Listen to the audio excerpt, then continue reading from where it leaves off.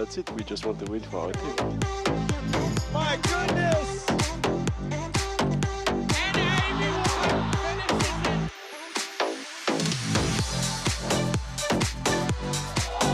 Yeah, we're just as good as the men. We're better.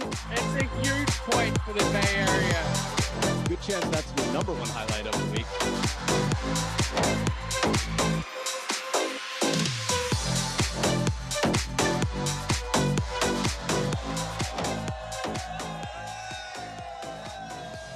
Hello and welcome back, ladies and gentlemen, to MLTT Major League Table Tennis. This is day number 3 of week number 8, coming to you live from Davie, Florida at Broward Table Tennis Club. I got my workout on with some table tennis this morning, and I'm excited to see the pros in action. So let's start with our officials. Coming in first, a big round of applause for June Amon and Bill Engelbrecht.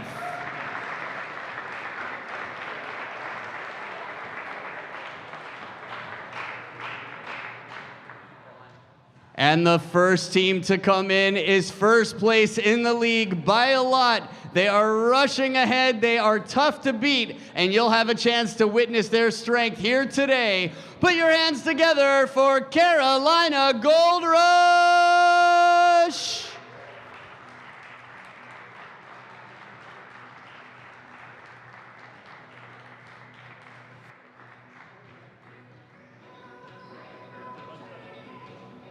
And their opponents coming in all the way from the Northeast. They've climbed up in rankings and they've got their work cut out for them today. The thrills come aplenty. Put your hands together for Princeton Revolution!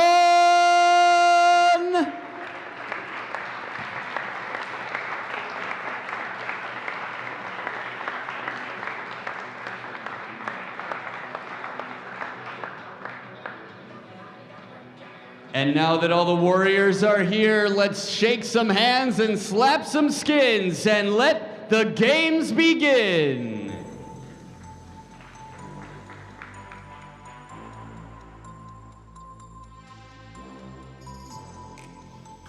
A very pleasant good morning to you and yours, wherever you may be, as we welcome you to Sunday morning competition at Major League Table Tennis. And when the weekend began, perhaps we didn't think Princeton, Carolina would be the match to watch this weekend. But as we sit right now, the Carolina Gold Rush have won 10 of their last 11 team matches.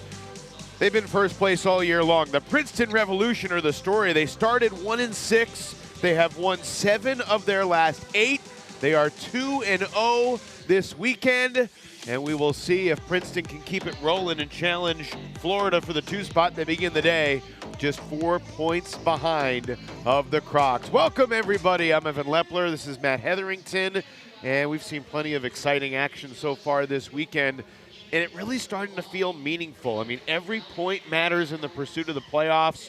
What does Princeton need to do today against the juggernaut that is Carolina? Honestly, I feel like their preparation has been really good throughout the weeks of Major League Table Tennis. I think Coach Matthias Harbison has done a really good job of bringing the team together. They don't necessarily have their A-team here, but they have brought it to the table this weekend. And, I mean, this is their big opportunity. If they're going to get ahead of the Crocs, today's the day. Well, they haven't had the A-team. I think that's pretty clear. They're missing Jinxing Wong and Koyo Kanemitsu, and yet they're 2-0 this weekend. They have wins over Chicago and Florida, and this is the lineup today. Jishan against Enzo to get it started. What else catches your eye as you look at the lineup for the Revolution and the Gold Rush here? I think the doubles is something that's going to be pretty pivotal. The Carolinas have always kind of locked in the doubles and capitalized off doubles wins. And they've been a hard team to get ahead of in these individual matches. I think there have been very few occasions where we've seen Carolina trailing going into the Golden Game. Enzo Angles is always a key player. He's the #1 player in the league, and he has been dominant this weekend and all season. Could Yevgen Prishepa be the X factor for the Revolution? He's got 6 points up for grabs, both playing doubles. alongside Angela Guan, and then the final singles match against Roman Lorenz. I think so. I mean, he's performed. I feel like he's really raised the bar this weekend. He's been the player that's really filled the boots of Koyo and Wang Jinshen, and has, I mean, if you look at the number of points that he's brought home for the team, again, performing well in the doubles and in the singles spot. You know, Golden Game first day, those 4 points that he won all in a row really changed things for the Revolution. So you could almost see Prashepa as the linchpin of the Revolution team. Well, certainly it would give Princeton a boost if Jishan could take a point or two from Enzo Anglais. We'll shift our attention to this first singles match. Jishan and Enzo have played twice before this season. In October, Enzo jumped out to a 2-0 lead. Jishan did manage to salvage the third game, so a 2-1 win for Anglais. In the rematch in November, Enzo with a 3-0 sweep. That included one 11-10 win, but the other two games were lopsided, 11-3 and 11-5. So Enzo 5-1 in games against Jishan. But I've liked Jishan's form this weekend, and Enzo tweaked something in his leg yesterday, maybe not quite 100%, not to say he hasn't played great, because he has. But, I mean, what are the keys for Jishan as we get this rolling? I mean, he's played with really great power off both wings. Enzo's a tricky player. Enzo's a player you've got to try and back off the table and get him out wide on the forehand. That can be tough for a left-hander, because usually you're playing more angles on the backhand diagonal in a lot of the rallies. 1-0 lead for Jishan, serving first. I think the development of the reverse pendulum serve for Jishan is going to factor into this a lot if he uses it. How comfortable has he looked to you with that new serve of his? There have been a couple of, I'd say, shaky moments with it, but I think pretty good in terms of setting up forehand. It's performed pretty well for him. You know, left-hander to left-hander, serving short reverse to the forehand can work really well. So it'll be interesting to see if he tries it.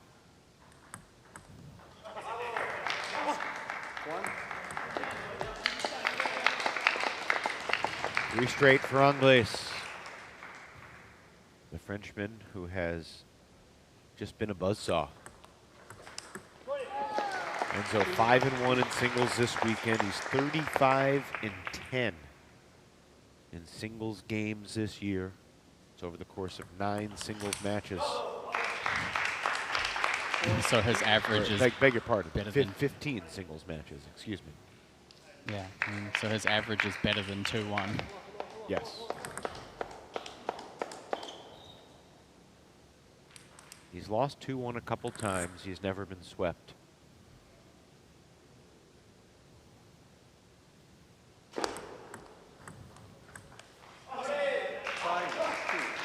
One of the important things for Enzo is to keep Jishan off balance, keep his feet on the move, and his body weight shifting.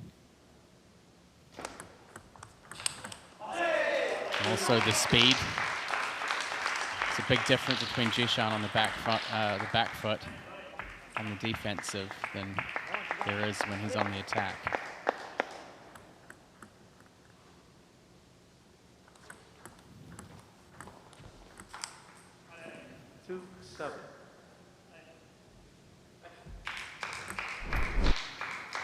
I think Jishan's another player that's really stepped up for the Revolution this weekend as well, in terms of performance.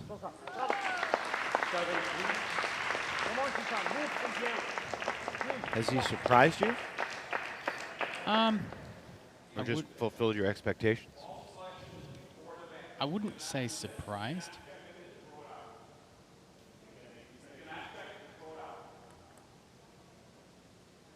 Ed Hogshead, the head official for MLTT,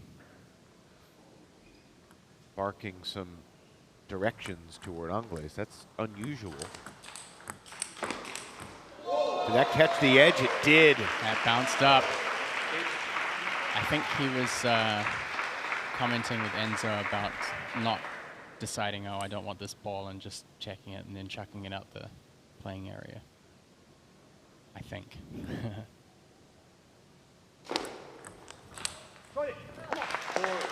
Yeah, I've heard Ed talk about that. Sometimes a player doesn't like the feel of a particular ball, but the teams agree on all the balls that they play on. They're allowed to check them before the match. Once the match is started, unless there's a actual dent or something in the ball, they need to show it to the official. Yeah. Otherwise, they have to play with a ball that's in hand.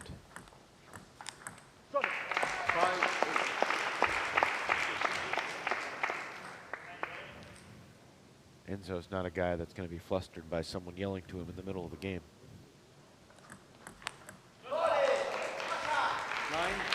Certainly not. Right now he leads 9-5 in the first game.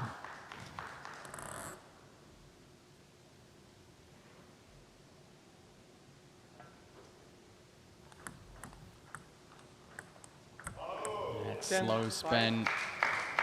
There's just an ease and a variability to his tactics. He can go for the quick attack. He can play the ball from under the table. Variety of ball tosses on his serve can be disorienting to his opponent from a timing standpoint. Yeah, lots of variation from French left-hander. 6-10. Game point calling. Jishan And Jishan hangs it up. fights off one of them.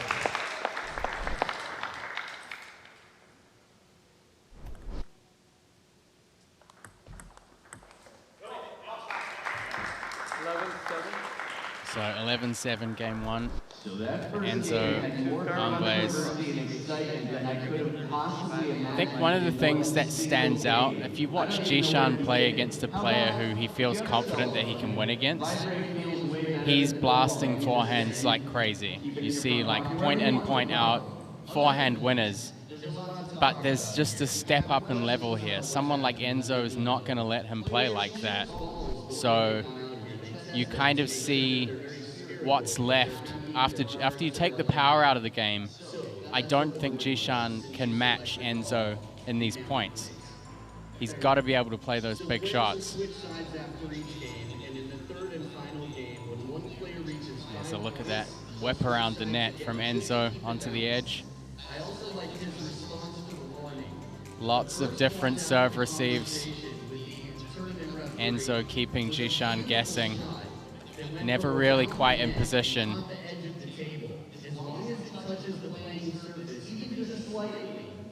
What does Enzo do? How does Enzo take away Jishan's greatest strength? I think the way that he plays is very unpredictable. He's always changing things, especially the serve receive. Sometimes he's playing slow, sometimes he's playing quick over the table. Just mixing things up, keeping Jishan guessing, but most importantly, keeping him out of position. There's a lot of changes in not just spin and speed, but also the depth of the ball as well.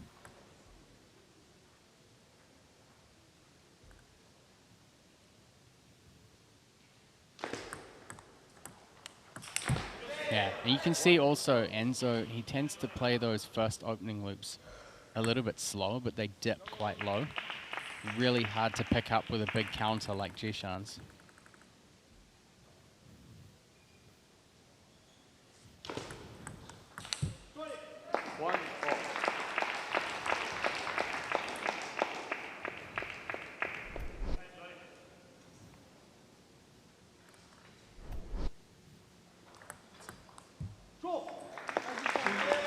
Enzo looking for the backhand flick.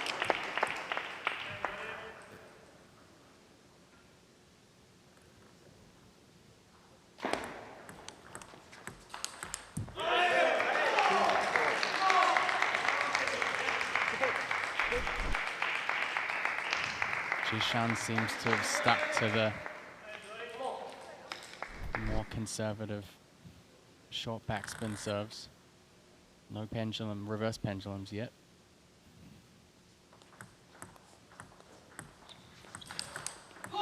That's a nice play. Curious to ask, an accomplished player like Jishan, does he still have the mindset that he can come back and win 2 games, or is he kind of thinking, just get 1 point for my team here? Oh no, he'll 100% believe he can win 2 from here.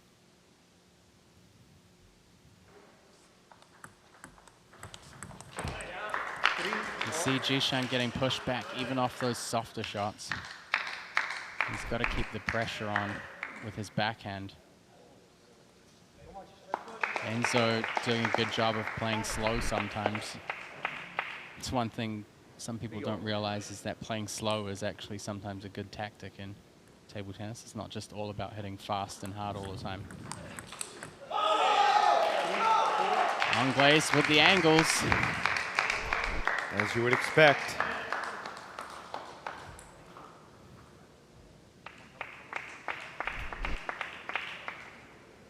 Too good.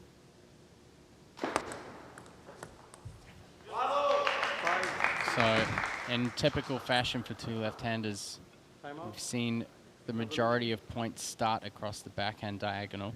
Just like yesterday, an early timeout from Matthias Habasson. Jishan Liang against the table now. Worked out pretty well in the match yesterday. Jishan battled back against Mark Duran. Oh, step out. Or cross to the middle. Good question. There's an old superstition that started in Egypt. The god of the table, when you touched it, no, I'm just kidding. Relax. You You're can go only if you allowed serve to this towel husband, you break just go every with the 6 flick, it's points. okay. And then the So second in ball, you wait for the between, ball and you players go. will cleverly dry their hands in a place where they think the ball is You're an not forced unlikely to always foul. put short shots. You Usually can play near again, the tuck, net, tuck, you can play on the sometimes table. the side of the No table. problem. But it's become almost Okay, a habit. and really, So you'll when see you it make quite a points, lot, you but it's just to make sure scream, they you run. keep good You grip must on get the in motion. racket. When you're in motion, when They're you're like constantly flexible, you're changing, not very just good. between Okay? forehand and Like this. backhand. The grip actually changes. No. But on the serve, if you watch them loosen up their When he's fingers, serving now, you want and then for they'll half long. re-grip and grab and Serving change after for any half long, you go specific for the shot. ball. You When can short, also you watch go for the Enzo flick. Anglaise That's spinning it. the ball on his fingernails sometimes. Not so Can easy serve to long. do for most mere mortals, but for him it's simply calming. Yeah, come on. Yeah, just move it like this. Move it. Come on. Certainly not a lot of positive energy emanating from Jishan right now. Yeah, and I think that's probably the main reason that Habasson called the timeout now.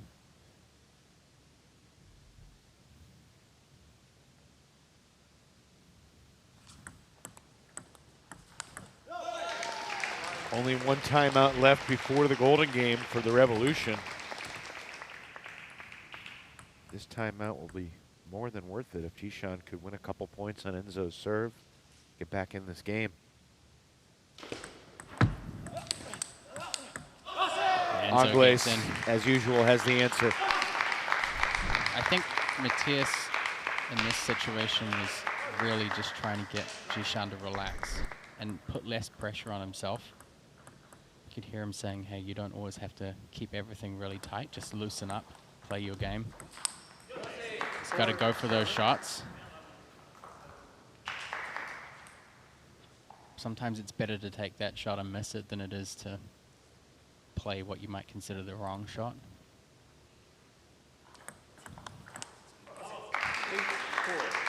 Enzo Anglaise getting away here after the timeout.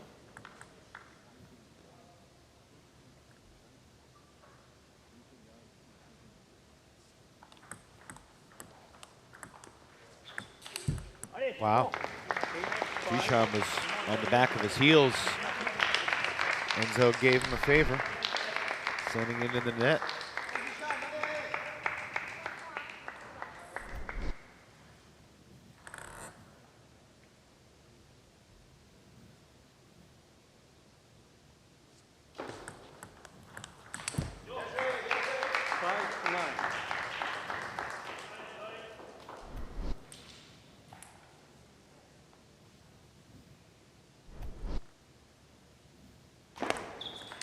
Wow. Anglaise can do it in prime time. He can also wake up early and come out smacking the edge. That's too good. #1 in the league for many, many reasons. Enzo Angles has 2 quick points for Carolina today. He's just got such good balance in his game of when to play the control spin and when to go for those more powerful, snappier attacks. Look at the angles that he's playing. Getting Jishan way out wide on the forehand when you're playing left-hander against left-hander is really important strategy. Once you get out of that backhand lock, it's all about creating wide angles to the forehand, and Enzo does such a good job. You can see those hooking forehands that carry the ball out wider. I mean, even if Jishan gets his racket on them, he's going to leave more than half of the table open on his backhand side. It's just such a weapon for the Gold Rush to continually put Enzo in this first singles spot. Sets the tone for the team. It's got to make everybody else feel comfortable. They almost always take the table with a team lead. Yeah, I mean, Enzo really, he's been not just a leader in the league, but in his own team, as you said. I mean, being able to win the majority of points in singles and doubles, and then be relatively reliable in the Golden Game. I mean, it was really interesting to me. Enzo, after they talked about the loss on the first day, Enzo said, He took responsibility. Yeah, he was like, we all have our part to play in the loss, but I came out first and I lost 4 points. He was like, maybe it's my fault because he didn't set the message for the rest of the team from the beginning. And that's kind of been the role he's adopted, I guess. His Golden Game numbers for the whole season are still among the best in the league.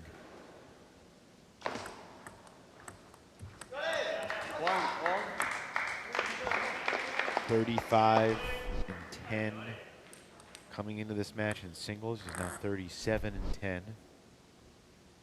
And in doubles, he's 36 and 9. Liang takes the big swing, doesn't find the table. I think he found the pipe and drape at the back with that one.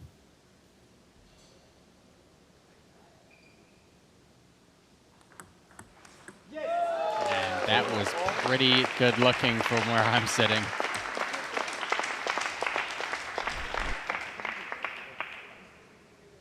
You can see Enzo really eager to get around on the forehand straight away. Just because I like numbers, Matt. You combine his singles record and his doubles record, if I've done my math right, 73 and 19. Not too shabby. I feel like it would be pretty hard for any other player in the league to catch that before the season ends. When Jishan got a point off Enzo, it was in this situation. He was down 2 games to none, and he figured out a way to bring the energy in game 3 to salvage a point.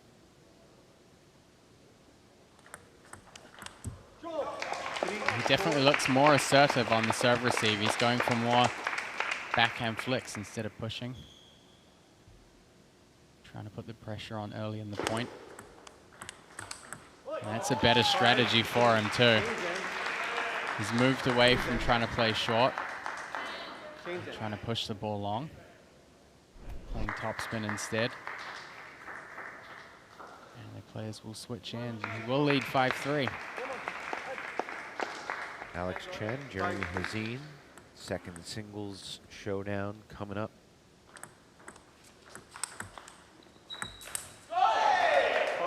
This hit from Liang, and Enzo's back within 1. Enzo doesn't know how he escaped that one.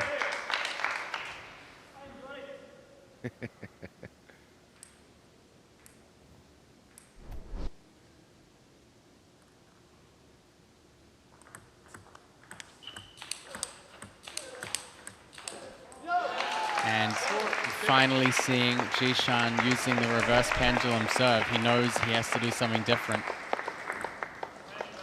Don't know if I mean, serving reverse to the backhand against the lefties, maybe not necessarily the best placement, but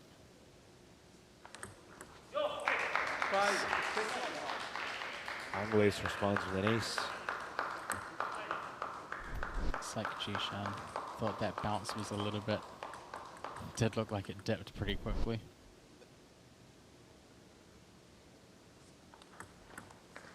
And Angles levels things up.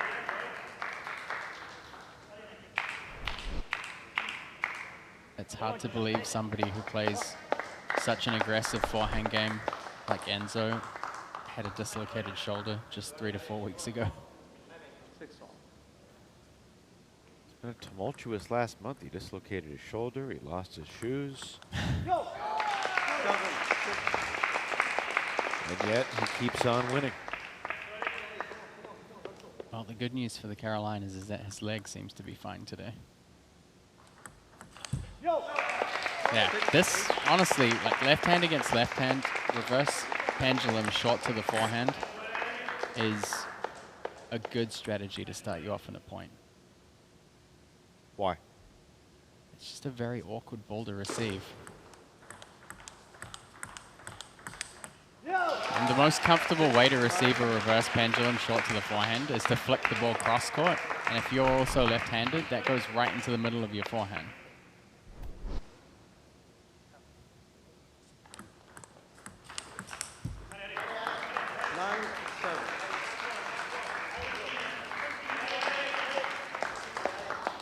Just to clarify for our viewers, a pendulum serve is when you go away from your body toward your body, and a reverse pendulum is the opposite, when you kind of go across your body back to your outside. Yeah, so this is a reverse.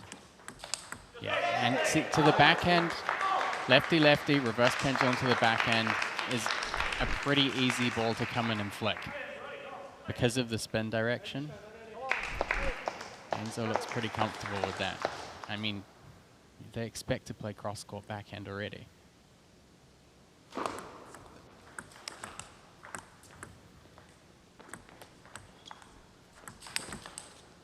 Jishan Liang has created a game point here in game 3. Enzo out there chopping. I can tell you that's one strategy that won't work well against Jishan.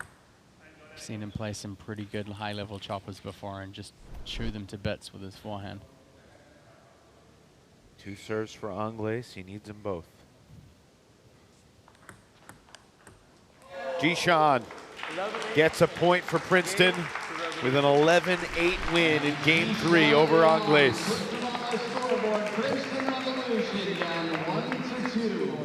So Jishan Liang does claw back one game.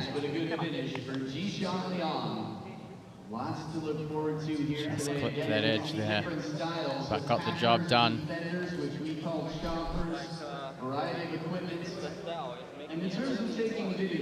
That was an interesting match. That's 2 times this season that Jishan has lost the first 2 games. All 3 times he's played Enzo, he's lost the first 2 games. 2 out of 3, though, he's able to take game 3. Looks like Enzo's getting caught up in a discussion with tournament referee there, Ed Hogshead, probably about the ball.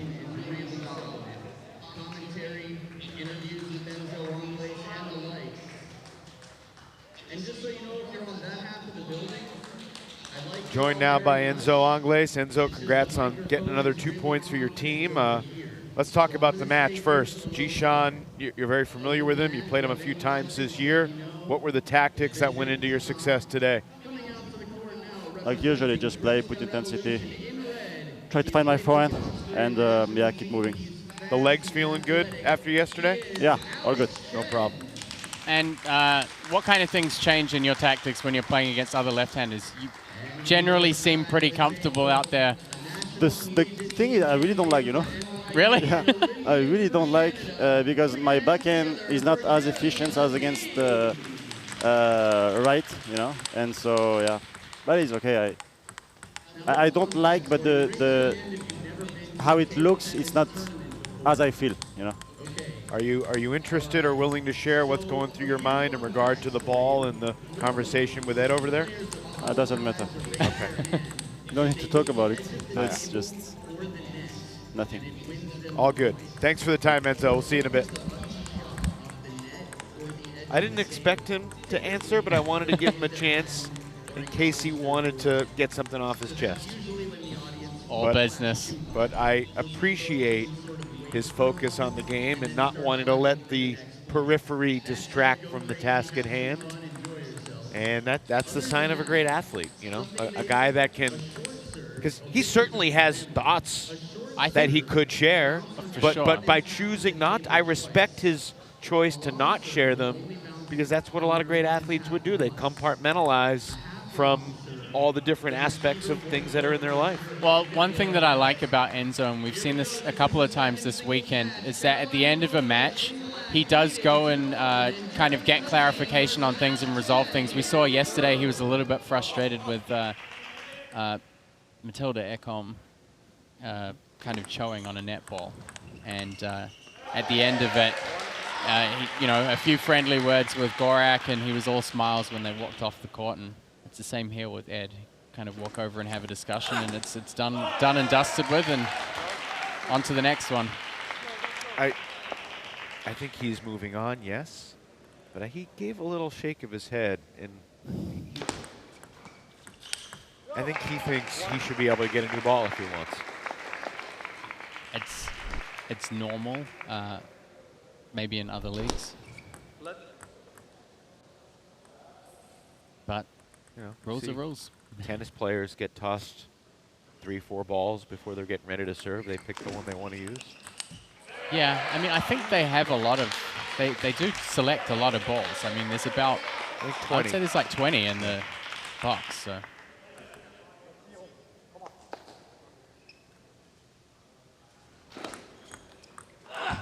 I think the part about it that surprises me is that we've seen other players doing it. Like Damien Provost has been one player that's kind of been like, no, I don't want this ball, and kind of chucked it away. But this is the first time that it's been addressed during a match. Yeah, what made it different was it wasn't one of the umpires, but it was the tournament official, MLTT logistics coordinator and head referee Ed Hogshead, you know, from kind of the staff section, clarifying something in the middle of a game. All right, let's shift our focus. Jeremy Hazin's off to a fantastic start against Alexander Chen. Different styles for these two. Yes, and Alex typically winds up and plays pretty short points. It's a lot of serve and big forehand follow-ups. Can Jeremy hang on to the table against Alex? He can hang on to the table with the best of them, yeah. I mean, he stays really close. He's got excellent control. It's really hard to hit through him. The Great Wall of Canada. Yeah. He's so consistent on his backhand blocks, and then really good at picking the ball up on the forehand kind of early in the bounce. So he plays in a very deflective way. The more you throw at him, the more he can send back. So for Alex Chen, it's about trying to find those wider angles.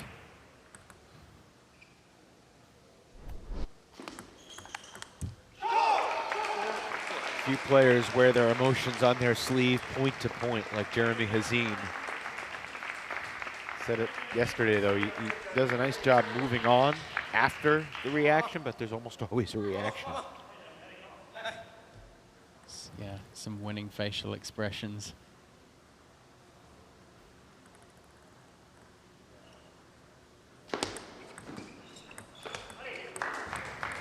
Surprising, yeah, surprising that he couldn't finish off that third ball attack. Felt like it was sitting up nicely for him.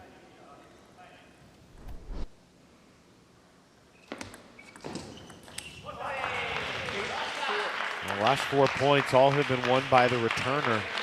Chen missing a golden opportunity there to get back in this game. He's down 6-2. Had the ball on his paddle at 6-4. Now Hazin gets it back with a chance to really break it open.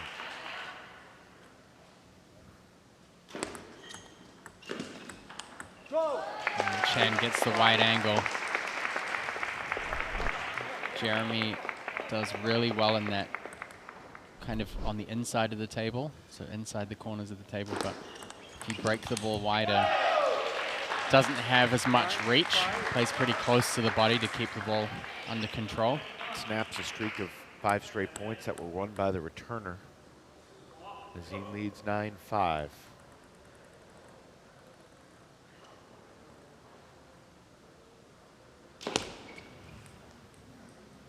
Chen sends the ball long on the serve. Yeah, this is the type of match that Princeton really needs Alexander Chen to step up.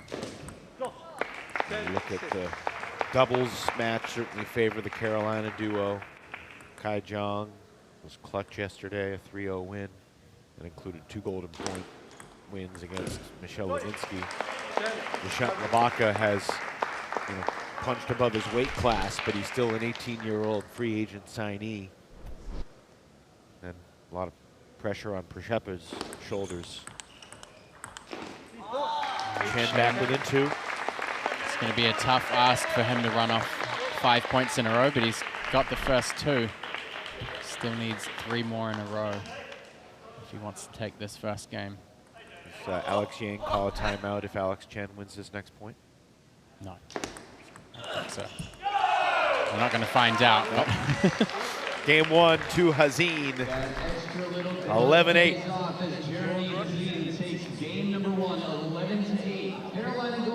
Hazine is just a solid player at neutralizing the attack of his opponents.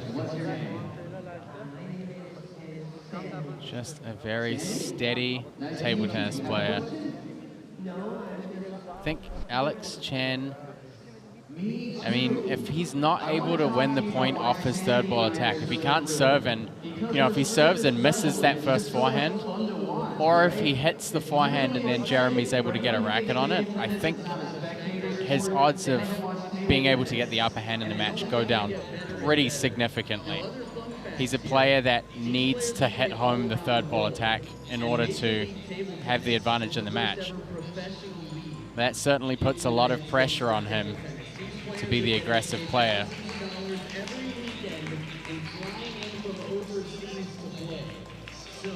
Right now, Princeton Revolution are feeling the early pressure against the Carolina Gold Rush.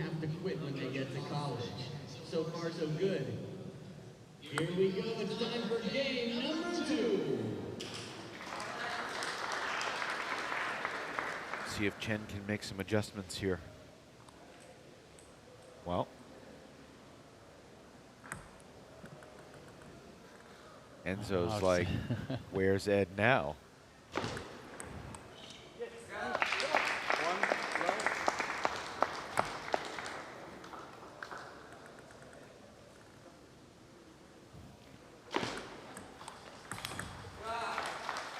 And Chen getting off to a great start in the second. This time capitalizing off his 2 serves.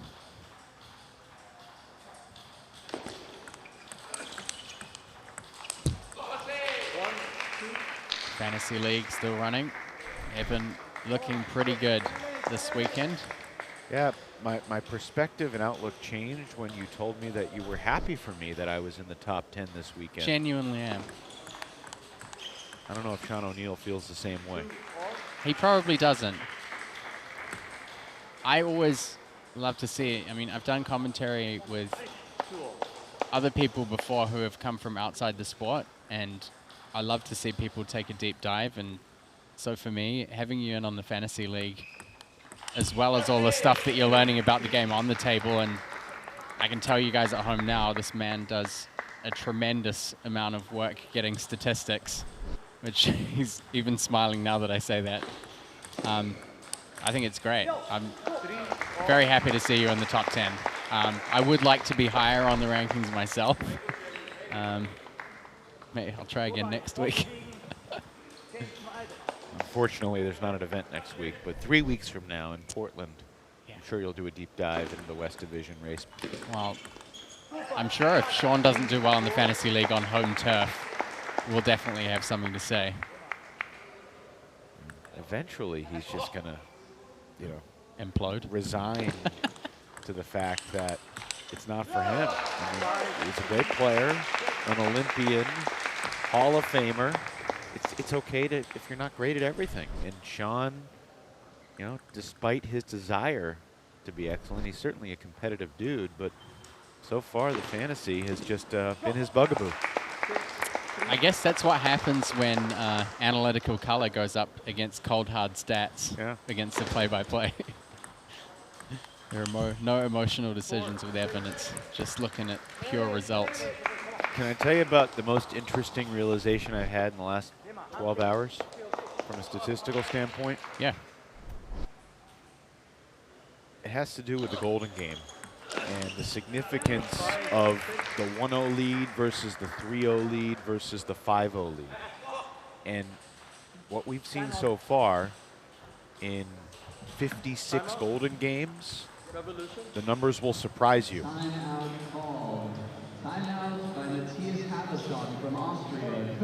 Teams with a 5-0 lead entering the Golden Game are dominant. They're 17-2.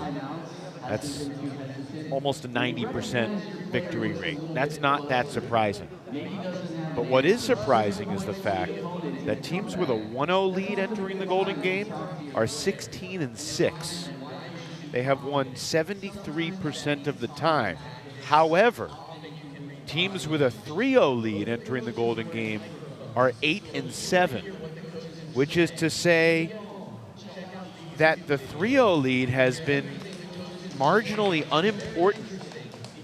And part of that could be that the losing team has to pick the first player. But that's just for 1 point. And it's almost better to be reactive in your picks than proactive. Yeah. You could argue that. That's actually a good point. It's a really good point. But with just that 1 point, you get to be reactive in matching up whoever you want in the 2 spot for 4 of the first 5 points, and that can erase the 3-0 lead pretty quick. I mean, these are just some thoughts that I've had while putting these numbers together, but that really surprised me. Oh, good thoughts. What do you think? Well, honestly, in terms of Evan's stats, that's been the one that's kind of resonated with me at least a little bit. I'm flattered and offended simultaneously. Mission accomplished. 7 all. And I mean, just because instinctively you think, oh, it's better to have a 3-0 lead than a 1-0 lead going into the Golden Game. But the numbers so far are very different. Jeremy has come back here in the second game, and he now leads 8-7. He's been a little more aggressive, using the forehand attack a little bit more. And look, just putting the pressure on the backhand. Now, it's still a relatively small sample size.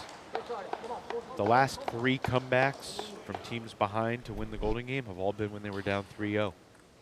After a 9-6 team tally at the end of regulation.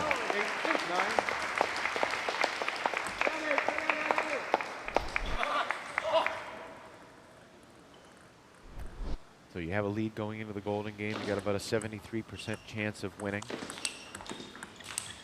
But if it's a 3-0 lead, it's basically been a 50-50 toss-up. You know, through 15 times we've seen that happen.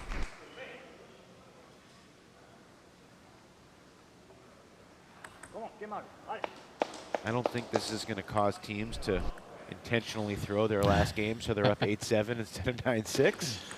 But it is something to keep in mind. Hazin closes out the second game, coming back from behind. It's going to be frustrating for Alex Chen, but it's just been a solid performance from Jeremy against the first attacking or aggressive shots from Alex Chen. I think in terms of style matchup, Hazin is the player that's remained in control.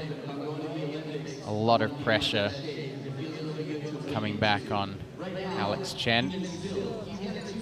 Take a look at some of these points here. You can see Alex is really pushing himself to go for broke. If he plays soft, it hasn't worked well for him against Jeremy. You know, Princeton fans are not going to appreciate this reminder, but Jeremy Hazin was a key member of Carolina's comeback, one of the 2 comebacks from 5 points down at the start of a Golden game back in October when Princeton had a 10-5 lead. Hazin was swept 3 straight games in singles by Koyo Kanemitsu, but in the Golden game, Hazin won some clutch points, and Carolina took that Golden game 21-19 to win that match 11-10. We're going to look back at the end of the season, Matt, and be able to pinpoint like 5 specific points from the season that were just absolutely monumental in terms of, 16 points won in some of these ultimate golden points. Florida won the first ever ultimate golden point against Chicago back in October. If that point goes the other way, Florida's not in the second place spot right now. Chan misses another serve. I think the Princeton Revolution team, in terms of body language, is seeming almost a little bit wiped today. Hazin looks pretty frustrated there in the serve return. It's been a tough start. Doesn't mean they can't turn it around. I think, again, on the majority of occasions, the players that have been frustrated with Alex Chen's serves have been the left-handers. That viewpoint from down the line is a little bit harder to see than cross. Saw a quick look at Matthew de Santillan on the bench. He is inactive today, which is a little bit of an interesting choice. It was really either Jishan, de Santillan, or Preshepa. They had to sit one of those 3, and Habasan choosing to keep Preshepa and Jishan in the lineup, which makes sense. Preshepa playing doubles. Yeah, I think that's a good decision. I think you need either Jishan or Preshepa in the doubles. So that kind of guarantees that one of them has to be in. And I think if you look at the singles, having Jishan in is a pretty logical choice, but Preshepa's played amazing across this weekend. He's been a reliable player. And yeah, we of course also don't know how de Santillan's feeling today. He's been through a few ups and downs this weekend, but has managed to play pretty outstandingly, all things considered.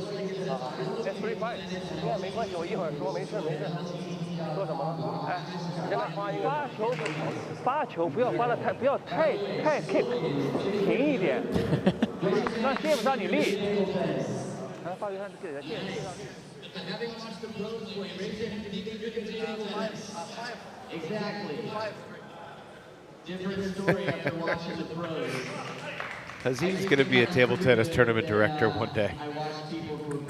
Remind me to skip that tournament.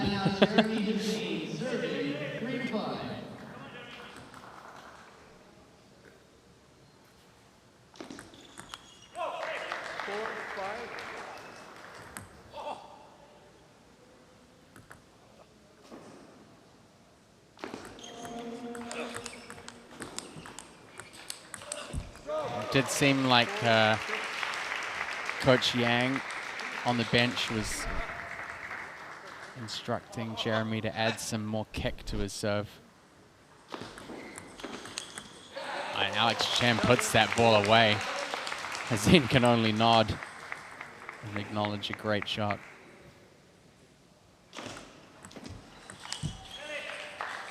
Again, Chen just putting too much pressure on himself to play these big shots.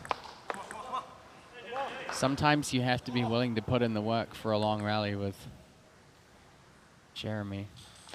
It's not necessarily the favorable style of Alex Chen. He wants to play power and stay forward. Alex was inactive yesterday, but he looked good against Ojo Onalapo on Friday night, taking 2 out of 3 from the Nigerian.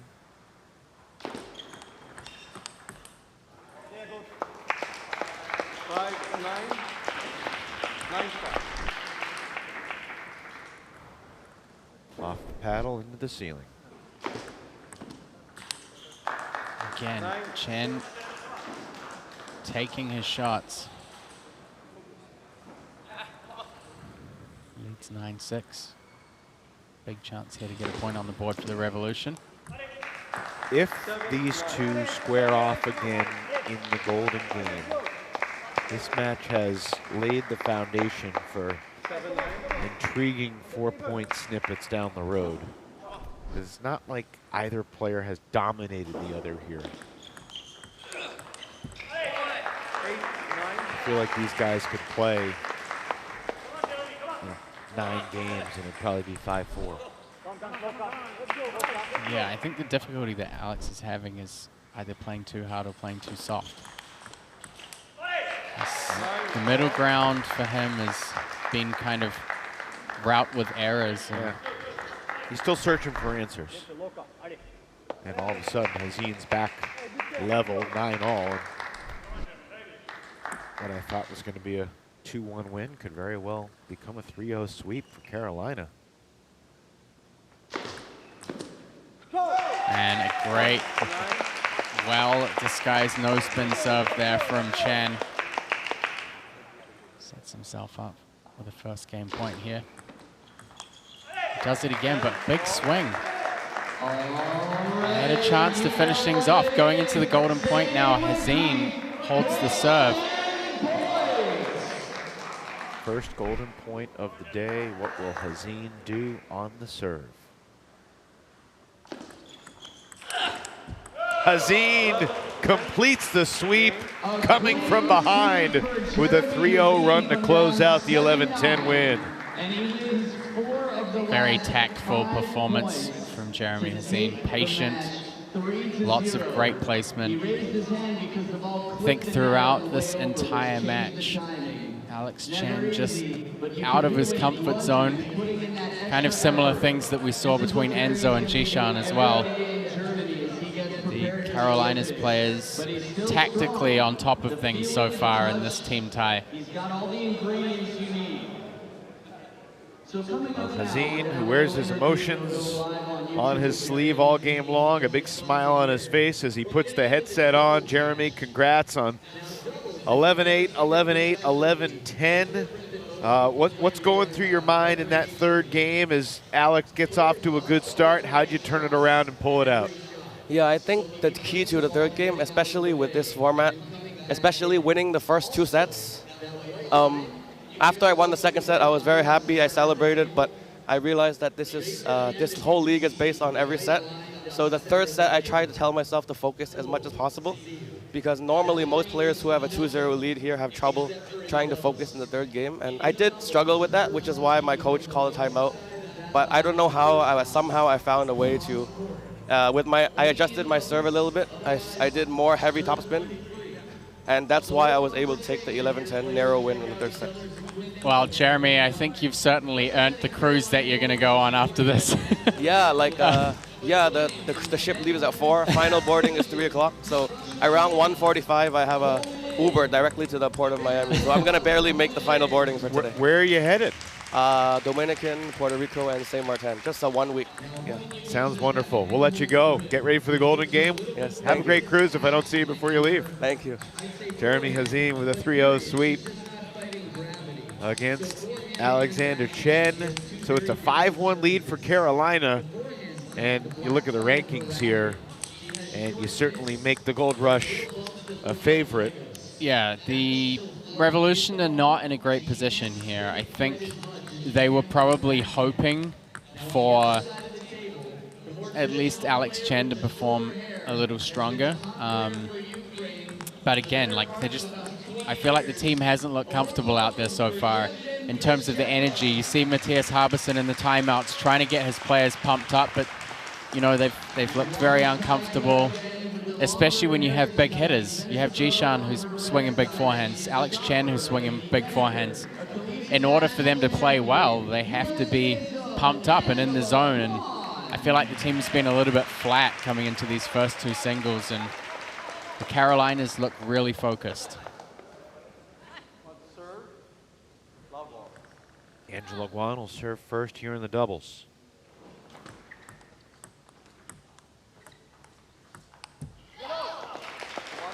Guan's going to be playing the defense against Hong Lin. This is the 15th time in 16 team matches that Enzo and Hong have played doubles together. But it's just the second time that they're facing off with Przeppa and Guan. It's 3 different doubles duos from Princeton that Angles and Lin have tangled with. But November in Chicago, Enzo and Hong defeated Przeppa and Guan 2-1. Przeppa and Guan winning the golden point in game 3 to avoid being swept. It looks like Princeton have always managed to get 1 game out of the 3 in their different combinations against the Carolinas. Angela and DeSantalan took the 3rd game in the first week, and then in the 3rd week, Angela and Jishan won the middle game. Yep. So you've said several times you think Przeppa and Guan are the best doubles option for the Revolution. Yeah, I think so. I think Przeppa is just well balanced to play with the defender. He knows how to work his way around Angela in terms of the footwork, in terms of the strategy. He's very calm and collected.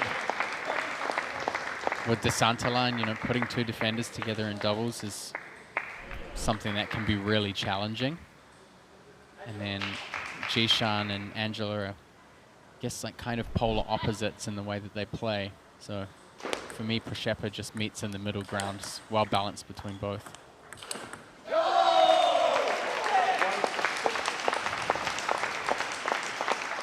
Great setup, great execution.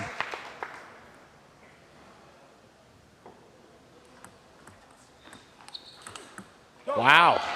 Przeppa's on fire. I mean, Przeppa's been on fire in the doubles this weekend. And pretty good in the singles, too.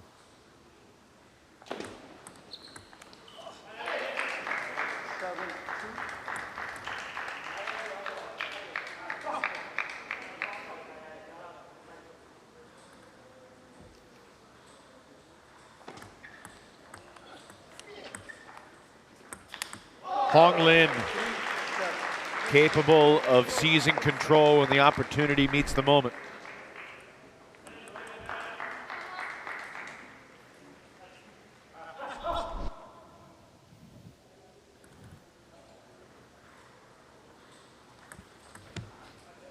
And one thing about Angles and Lin is they've definitely gotten better together as the season has gone along.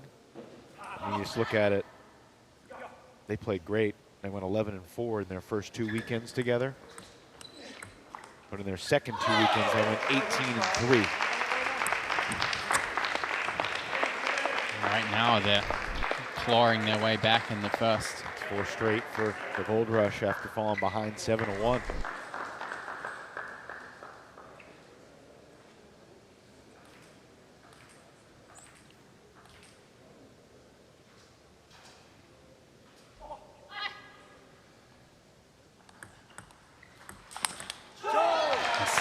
One of the more aggressive shots we've seen from Angela Guan. Great to see. Got to take those opportunities when they're there. I think how Enzo plays into Angela is pretty pivotal part of this rotation. Przeppa really doing his bit to keep the pressure on Enzo.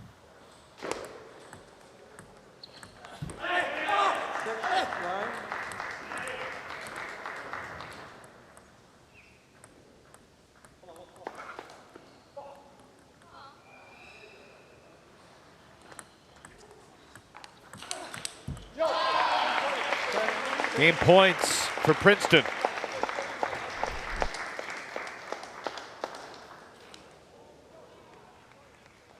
Yeah, our score line is a point off. It's 10-6 right now.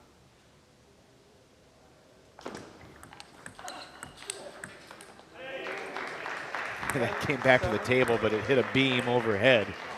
Once it hits the beam, the point is dead. 10-7. This is not like a basement where you have the house rule. You hit it intentionally off the ceiling back onto the table for the winner. That's one of my special shots.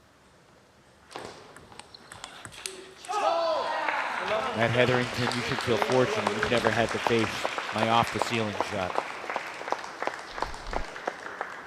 I genuinely have no response to that at all. 11-7 for Princeton and Guan. What's your response to that? Again, great balance from the Princeton Revolution pair. This, for me, is the pair that they should try and stick with more often. I know there are different implications about the order, and Matthias Harbison always has some kind of strategies that he doesn't want to discuss on the live stream, especially when we ask about the doubles combinations. But Princeton and Guan, for me, are the winning pair. I think when they get into the topspin exchanges, Princeton's ability to read the pace and the timing of the ball has been a huge factor this weekend. He has had some of the smoothest looking counters in the topspin exchanges that I've seen in the doubles so far this weekend, or actually throughout the entire season of the league. I have another serious question for you, Matt. Do you think you could beat me if you had a blindfold on? No. We're not going to try it. A blindfold? No. I've seen someone play table tennis with a blindfold successfully. His name's Rafa Nadal. Whatever. A guy that you said you would never lose to. Yeah. I don't give a shit whether he's wearing a blindfold or not. Apologies to the kids out there. Sorry.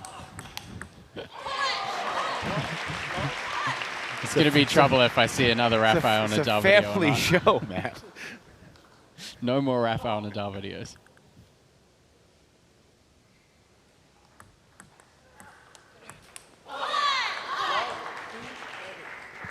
How do you feel about Federer? In general? Or at table tennis? Well, if you saw a Federer video, would you get this angry? I don't know. Probably not. I wouldn't lose to him either.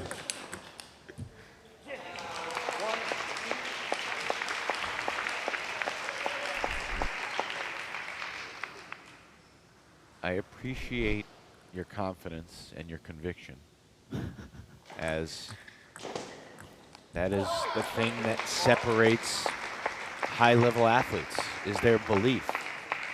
And look, as a broadcaster, as a commentator, I enjoy the opportunity to analyze and debate and dissect and rank and figure out who's better than who and how the adjustments can be made. But at the same time, I appreciate the fact that, for example, the 25th best player in the world truly believes that they can be the best player in the world and beat the best player in the world on any given day, and that's what makes sports great. Yeah, absolutely.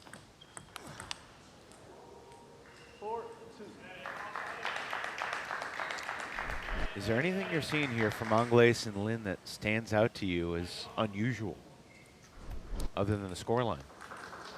No, I mean, I think they're playing okay, but really, Princeton and Guan have really stepped things up here.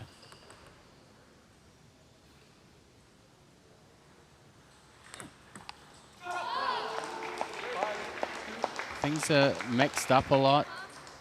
It's not that common to see long, fast serves in table tennis and doubles, because you have to serve diagonal.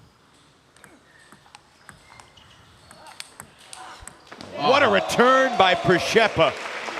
Without a doubt, one of the shots of the weekend there. I would say Princeton, as compared to the rest of the field, has been one of the top players of the weekend.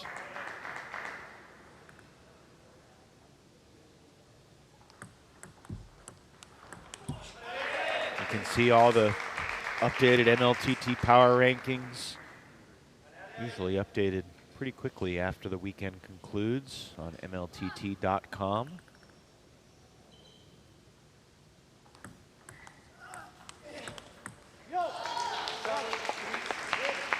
Princeton has just stayed on top of the topspin rallies. Really great balance. Angela Guan's defending really well from the mid-court.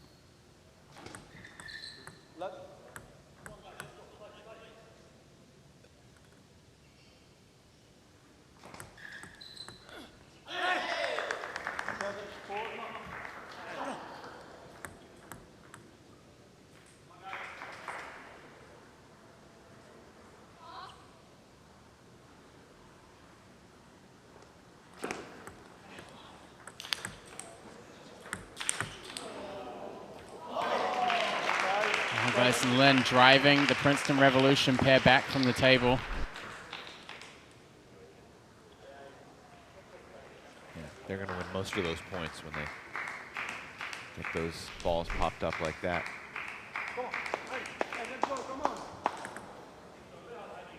Carolina back within 2. Enzo has 2 serves on his paddle.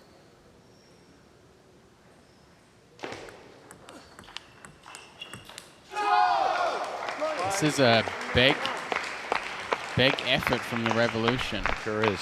They needed it. If they can close out this doubles match, definitely help the team scoreline a lot.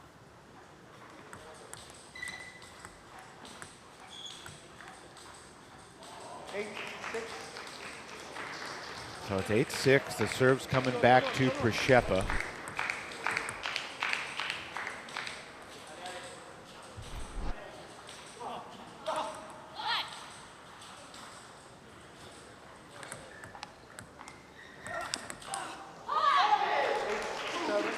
Big swing from Angles off the chop from Guan. Yeah, Angles is putting a bit more pressure on himself to be more aggressive against Przeppa.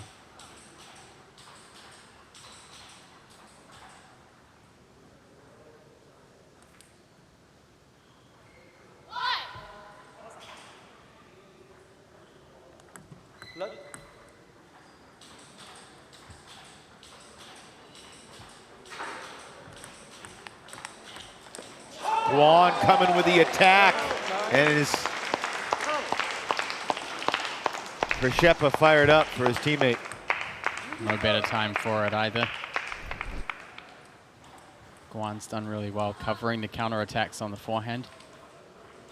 Did really well with the doubles against the Crocs, against Matilda Ekholm.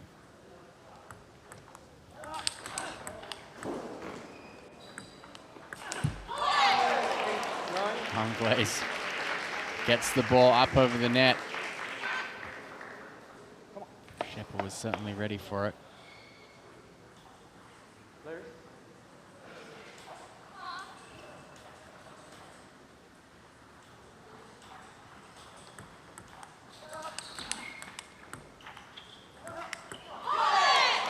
And Angles levels things up. He's been hitting some pretty wide angles against Przeppa. It's made all the difference for him.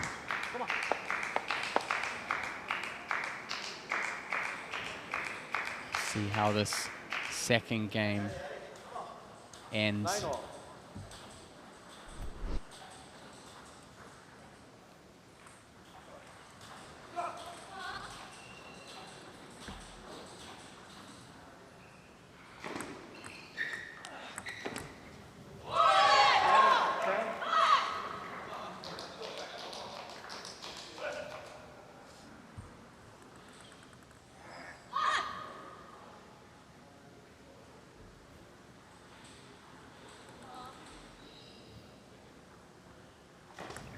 Game point here. And Angles and Lin come from behind to take game 2.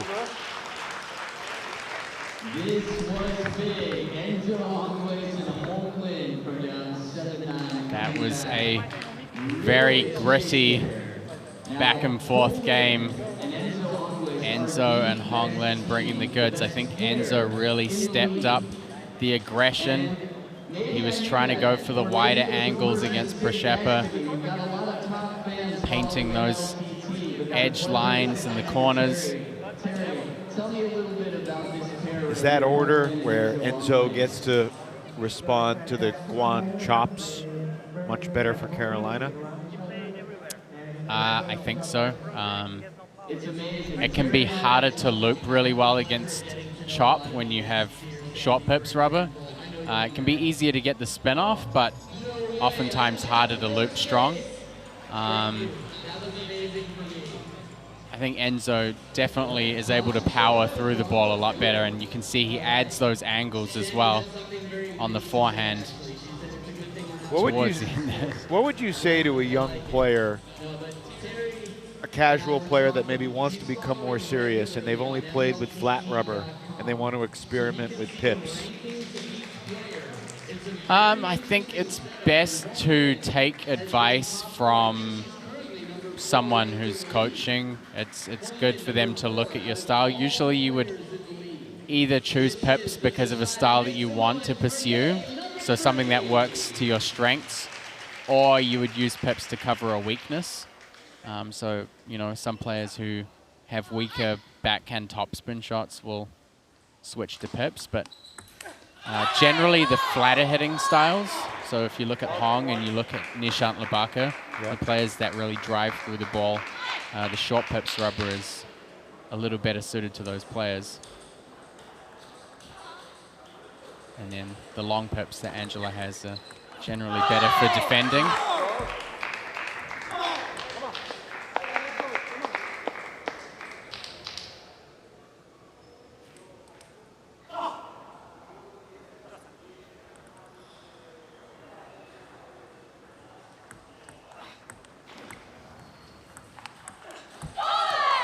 Many times this season we have seen Angles and Lin fall behind in a game, but still win the race to 11, fall behind 1 game to none, and still take 2 out of 3.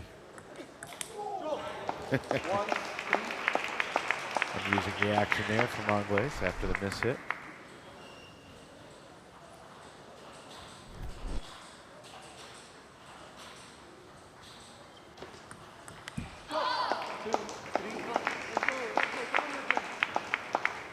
Get back-to-back errors off Angles' paddle too often, as we haven't seen him in this league. Princeton going on the attack. He's always in a good balanced position at the mid-distance to come in, where a lot of the time we see when Angela plays with Jishan, he hangs back for those big shots. Shepherd moves around his defensive partner really well.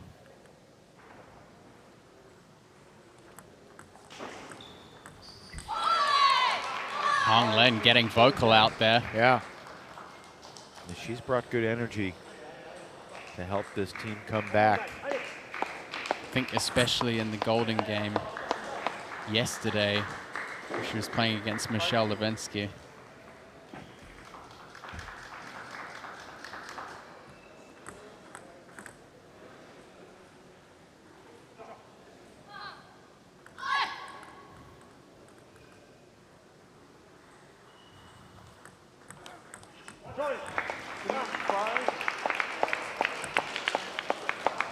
Shepard's return handcuffing Hong a little bit there, right into the body.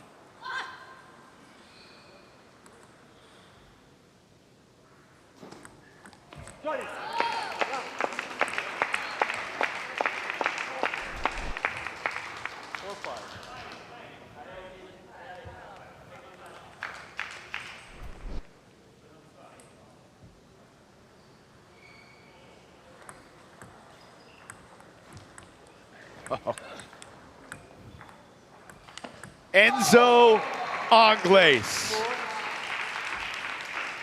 Any questions? Not really sure what to make of that point. It was a bit of a scramble. Angles was the first player to really set himself and commit to attacking.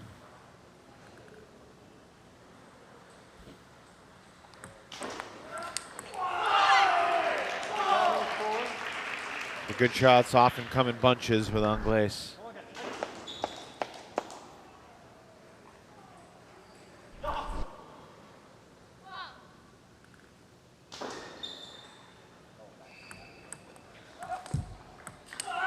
Wow. Those are the breaks that Carolina's gotten throughout most of the season, Matt. That's why they're sitting with over 200 points on the table right now, atop the entire I wonder how many of those LTT points landscape. have been won by Enzo and Hong. Guess you can't. I can tell you exactly. Can't precisely break down the golden game points, but Right.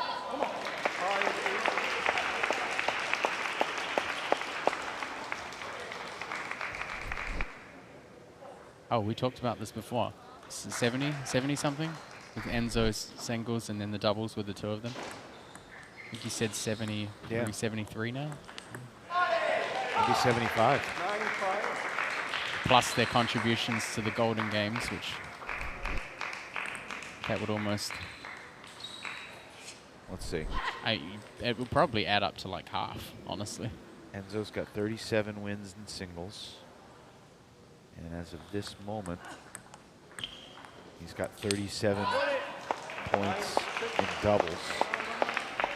So that's basically a third of the team's points. This would be a 75th point, and you know, Carolina's won 12 golden games. So that's 72. So that's, yeah. Yeah, I mean, you've got to kind of attribute I would say 3/4 half. of their points have come from Enzo with singles and doubles and the golden game.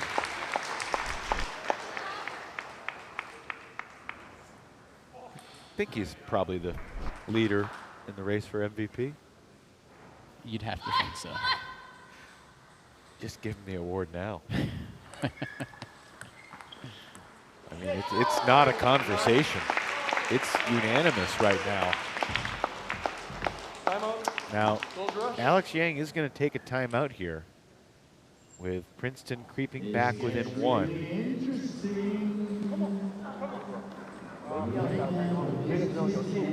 对，没必要想太多。You just wait for one chop, just make focus on table. Yeah. 把它打到他反手就可以了。给他反手还是给他重手？对吧？反手呀，反手没啥旋转。那反手要飘，他没人家准备好，等在那里呀。然后他如果这样发， How do you feel about the vest over the jacket? We're in Florida, it's not that cold. 没事没事，你搓也没事。It's amazing how adjusted. Come on. And keep your eyes Let's go. Wow. To remind this girl to start sometimes. Yes, you forgot. Exactly. One sideline's very serious, the other's in the middle of a comedy routine. The ever jocular Matthias Habasson. I think it's the first time I've ever heard jocular used in a sentence. It's a day you'll never forget.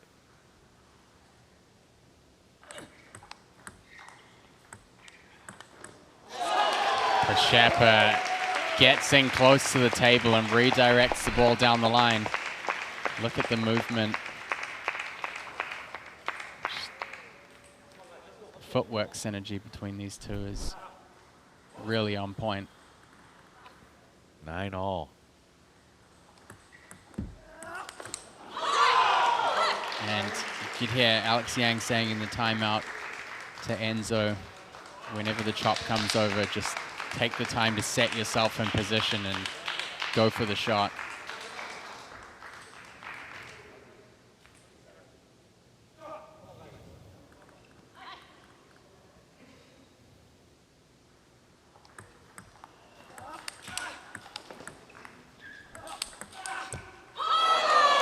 Just clips the net, doesn't go on. Shepard with a big smile on his face anyway. He almost had it. I mean, as good as Princeton and Guan played and battled, this doubles team still finds a way. Angles and Lin in their typical victory position. What a team. 7-2 this weekend. Now together they are 36-9 playing doubles in Major League Table Tennis.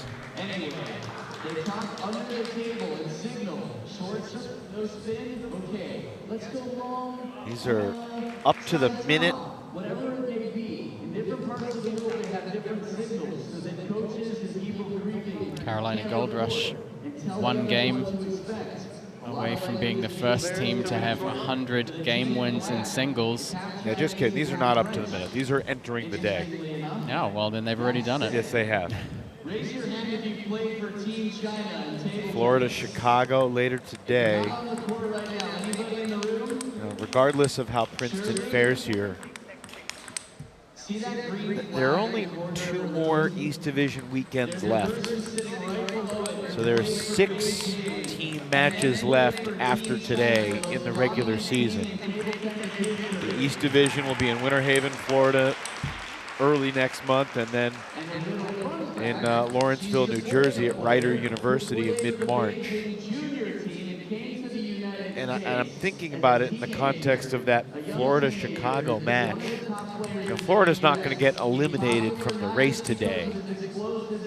But if Chicago doesn't show up and at least put together a good effort, get 9, 10, 11 points, even if they don't win the match, they need to show up. If they get blasted today by the Crocs, who are 0-2 this weekend and hungry Crocodiles. It will be a very tall task for Chicago. Not possible, but you know, certainly they were flying high after their Golden Game win over Carolina.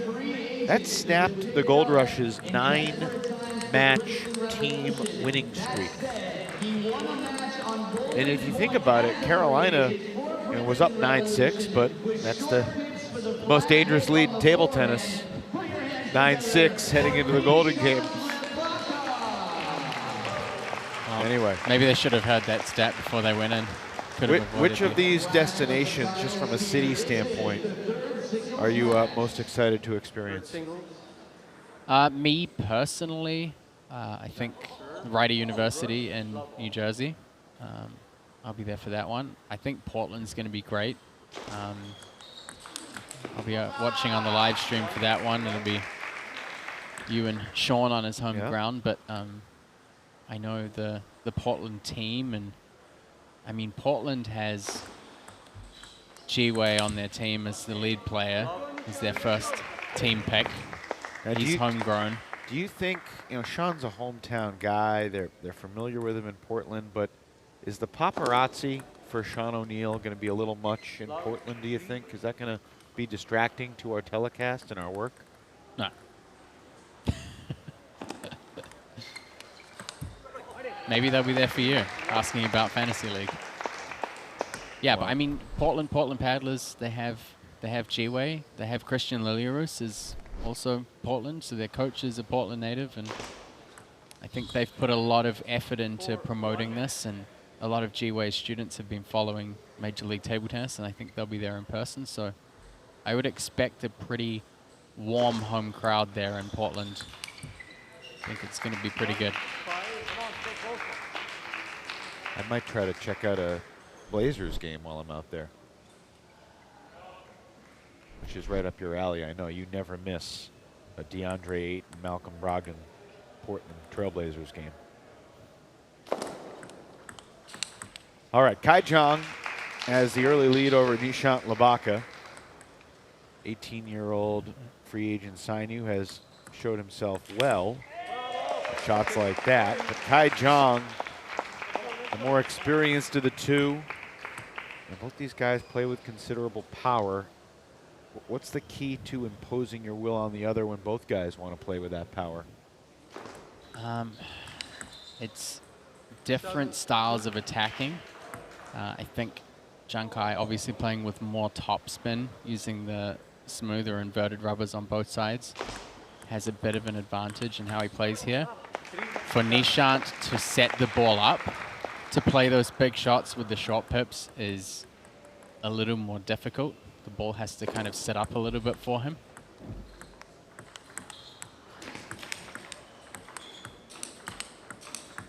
Yeah, so you can see if Kai plays hard and fast into Labaka's forehand, he can only play reactively.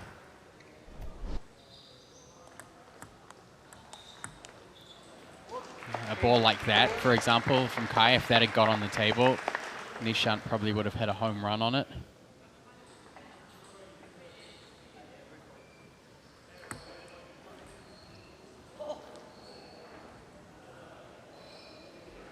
Look at you with a baseball reference.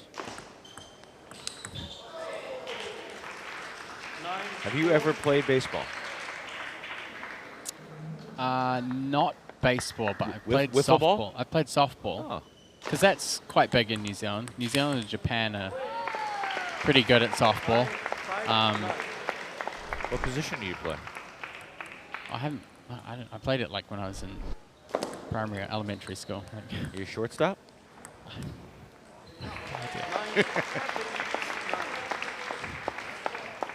Were you a better fielder or hitter? Hitter for sure. Nobody's good at fielding when you're at school. Just stand up there talking. I take exception to that. Nabaka's having some moments here. The question is, will he have enough of them? Definitely got some good weight transfer forward into that ball. All of a sudden, it's a one-point game. Revolution could certainly use a helping hand from Labaka right now. Trailing by 2 points to 7 in the team score.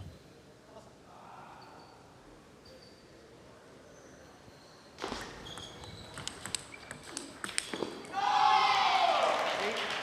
10-8 lead for Kai Jung.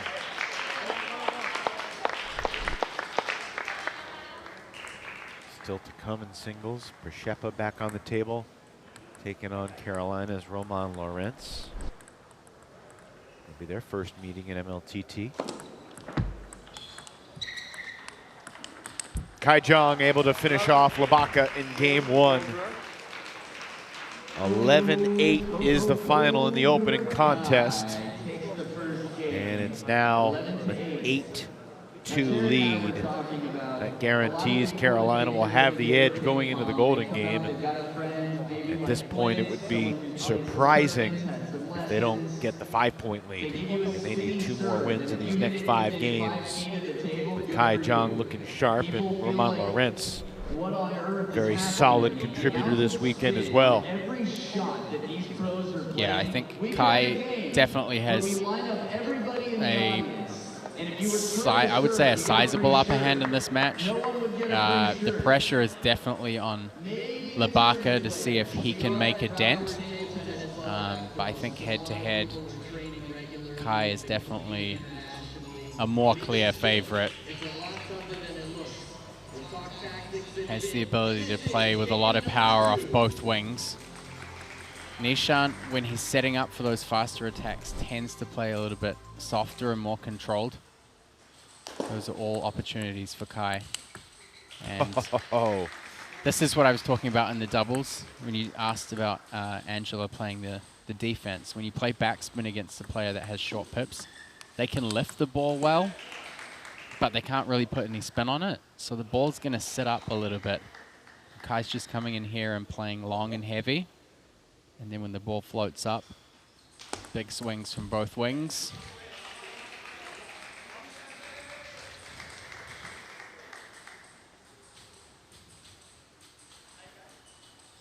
Similar to game 1, strong start for Jung here in game 2. Too good.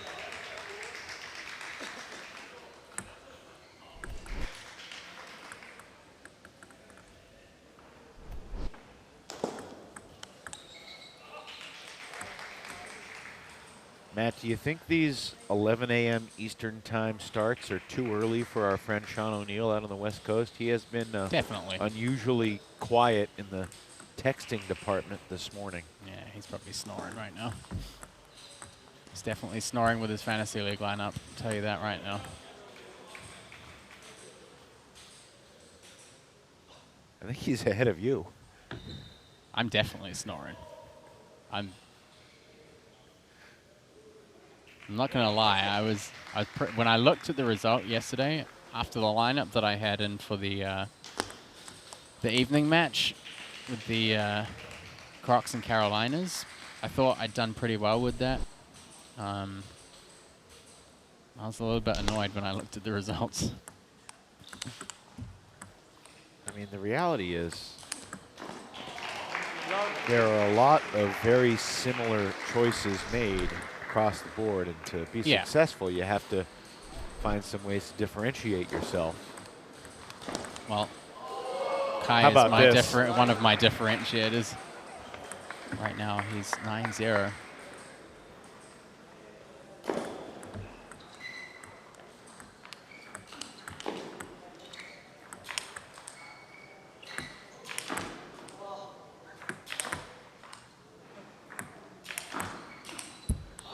Kai taking the big swing. Labaka's on the board. That'll be a relief for him. Yeah, but he's kind of shaking his head as if to say, that's what I have to do to win a single point? Oh, O'Neill's awake. He didn't like that, Evan. Oh, Kai's got to hone in and stay focused here. Doesn't want to give up any momentum or... I mean, he's got his foot firmly on the game here in the second. He wants to keep it there going into the third.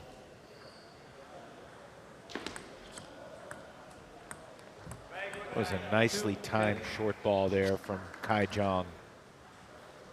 Talk about his power, but some pretty good precision on that previous ball.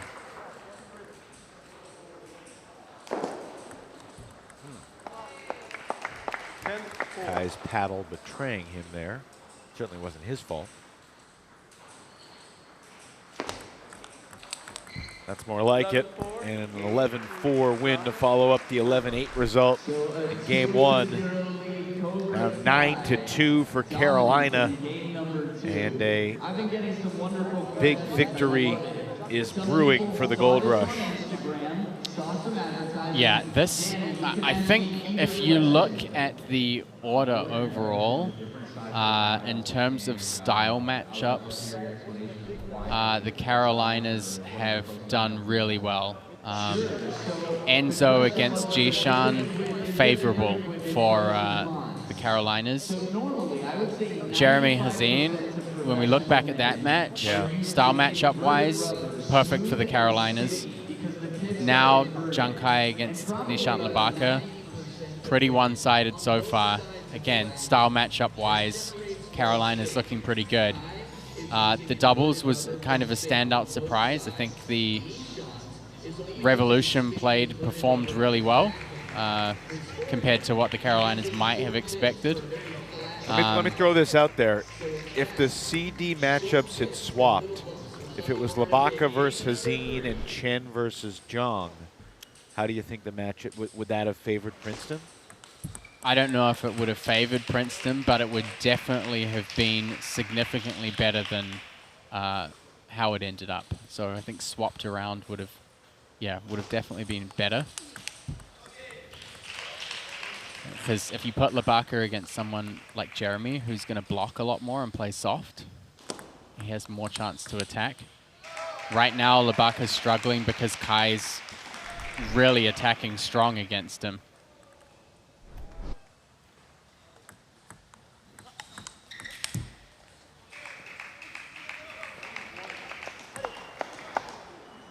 That does beg the question of whether that CD order will change in the Golden game. Yeah. But at this point, Carolina's... Look out. That'll leave a mark.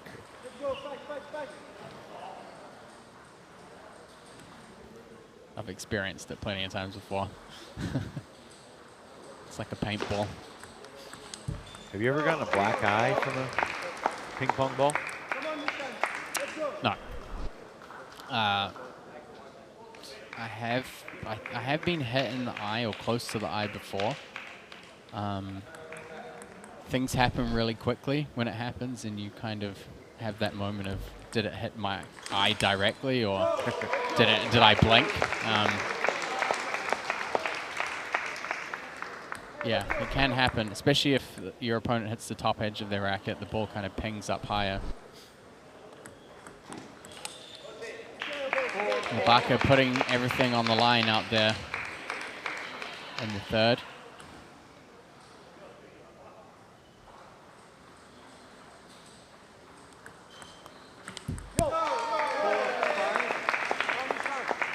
I think this has really been a mentality and I don't know if I'd say attitude, but a mentality issue. The approach in the third game, and Jeremy said it pretty well. He kind of celebrated after winning the first two, but had to remind himself to stay focused. And like, Kai Zhang doesn't look as sharp in the third game. He looks more soft and passive than he was in the first two. He's playing, I mean, this doesn't work for him. Playing soft in the start of the point and then trying to hit big shots. This is kind of what we saw from him in stages yesterday as well. Astute observation. I think it's spot on. One of the many astute observations you have made this weekend.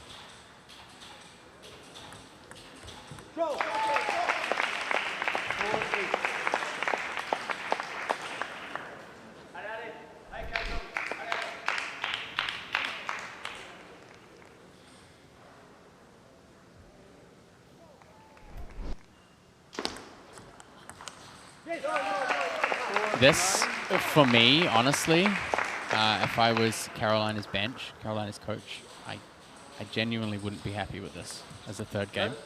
I think Kai is in a position where he can win 3-0, and if he did win 3-0, it really puts them in a much more definite position. If he loses this game and it's 9-3 instead of 10-2, there's still potential in the last singles for Revolution to keep moving forward a little bit. Yep. Shepa Lorenz coming up. Labaka trying to close out a Game 3 win. If Labaka wins this game, which he's pretty well poised to do, and then Shepa comes in and wins 3-0, that could change everything in this match. Particularly with the context that we discussed earlier, in that teams with a 3-0 lead entering the Golden Game are just 8-7.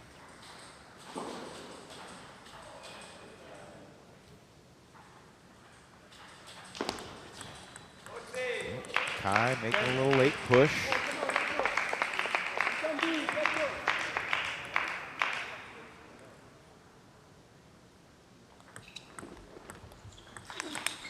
Labaka closes it out to salvage a point for his team. That is a big point for the Princeton Revolution. That it'll be bigger if Shepa can make it bigger. I mean, and Shepa's been playing really well this weekend. Labaka winning that third game could, it's going to make things interesting.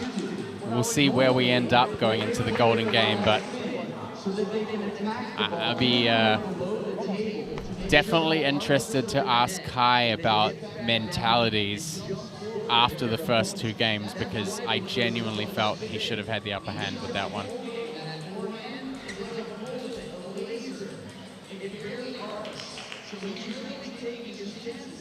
Close-up look at the Princeton bench. At some point during this upcoming match, they'll head to the tables and get ready for the Golden Game. But we're going to chat now with Kai Zhang. Kai, 2 out of 3 ain't bad, as they say. But I imagine you wanted a 3-0 sweep. How do you balance the feeling of satisfaction versus frustration in this moment? I mean, I think like my strategy worked pretty well throughout the match.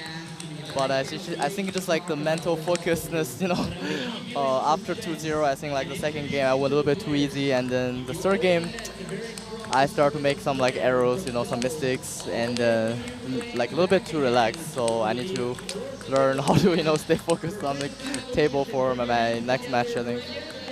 Yeah, and going into the Golden Game, obviously, when you were attacking against him and he's on the back foot, you win like the majority of points. When you tend to play more passive, then it's a little bit more difficult for you. So going into the Golden Game, if you're gonna match up with him again, how do you approach that?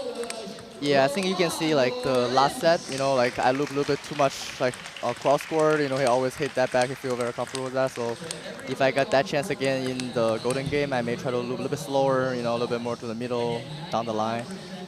Kai, can you take us inside the Carolina locker room, clubhouse, meeting room? Like after Friday night's loss, how did the team's mindset shift? Because the team's played really well Saturday and Sunday so far.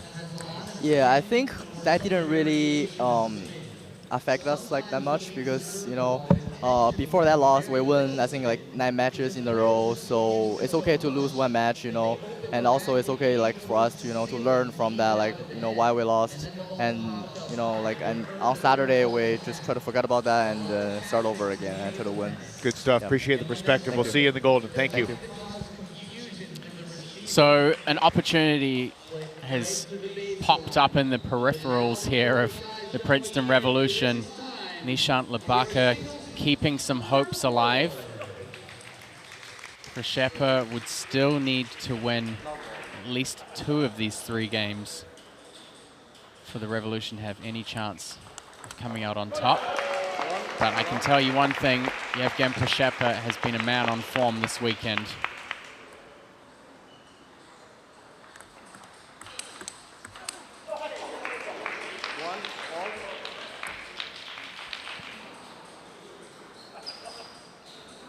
What has Przeppa done that has exceeded your expectations, and how has he been so effective? I think in the topspin rallies, he's just been incredibly balanced between playing a bit more aggressively, but being very consistent. If you look at his countering game at the mid-distance and even back from the table, I feel like he's had a very good measure of every single player he's come up against. It didn't matter whether he was in singles or in doubles. You saw him countering well against Emily Tan in the doubles. You saw him countering really well against Enzo just before. You know, these players are throwing powerful shots at Przeppa. Tim Wong was the same in the singles yesterday. He's handled things in a pretty smooth manner. Perfect example there. Roman gets it on the forehand, and Przeppa just takes everything and sends it back with interest. It's kind of been the story of his weekend. And Roman has not been poor this weekend by any means. He took 2 out of 3 yesterday against Alex Kazaku. Had a really intense match with Mark Duran. Duran ended up winning 2 out of 3, but it could have gone either way. But Przeppa's just in a different zone, at a different level. He really is, and you know, Laurence has to take some risk to get on the forehand. Typically tries to stay away from his backhand side. But if Przeppa's gonna, I guess, like ride over the top of the ball all the time, it's gonna be really hard for Laurence to stay on his forehand. I think Roman has to try and play shorter and tighter to the net. Maybe a few more half long. Get a softer opening from Przeppa first, and then try and go for a bigger or better placed counter. Takes the last 2 points.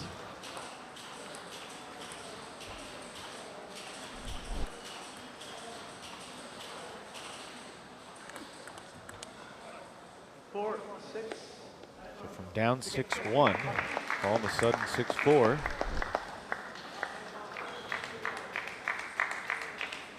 Carolina will have at least a 3-point lead going into the Golden game.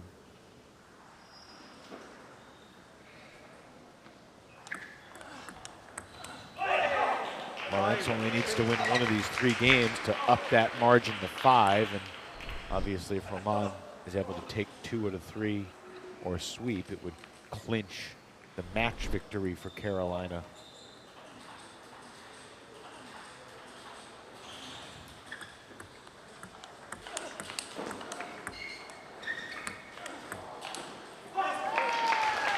One thing I haven't had any discussions about with anyone from MLTT, but I did start thinking about personally, is how the feel of the finals is going to be when you're not getting points in the standings, you're just trying to win the match, and how that could change. Because, you know, it's going to come down to the Golden game if you can get 5 points, assuming the format stays the same. as long as you can get 5 points, it's all going to be about the Golden Game in the playoffs. You're not necessarily concerned about. No, I think there will be much more emphasis on the individual matches, because if it's all about the win, the team who performs better in the individual matches. I mean, take this for example. Carolina has a chance to shut out the Golden Game completely. If I was in the playoffs, I would want to make sure that it doesn't come down to the Golden Game, because we've seen on plenty of occasions anything can happen in a Golden Game. So when the points don't matter as much, or when the points don't matter and only the result counts, I would want to make sure that my team makes the Golden Game totally irrelevant to the result. This is not whose line is it anyway. The points do matter. Where's my buzzer? I gotta send this guy off the stage. You are stage not allowed. right ASAP. You are not allowed to have a buzzer, because if you were allowed to buzz me every time I said something you didn't like, that would be unpleasant listening for the viewers. I think a buzz button would have come in handy a little bit earlier on. They heavily edit that show. You know, imagine if the 15, 16 hours of content you and I create every weekend was edited down to our best 26 minutes of material. Well, they're going to have to edit some of it down after this one, that's for sure. Prasheppa 10-7, game points in his pocket.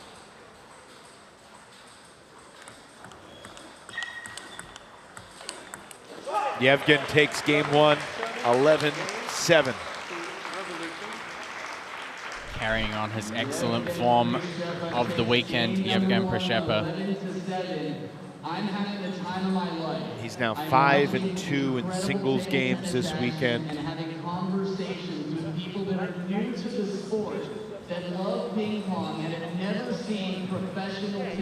And a couple of those losses came, I mean, the only losses came against Benjamin Brossier.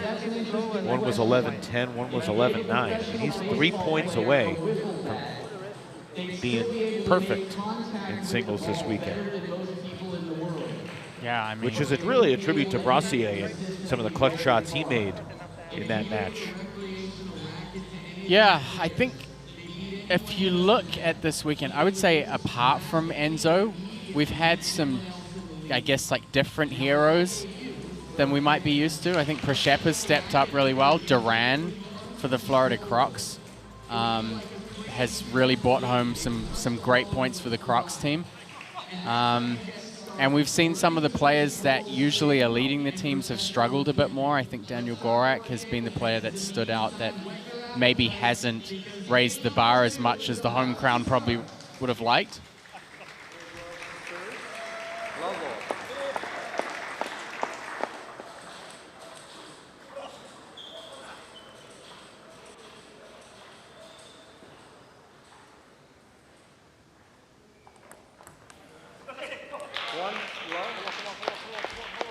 See if Roman Lorenz can gain a little momentum here. Not going to be easy with how locked in Prasheppa's been.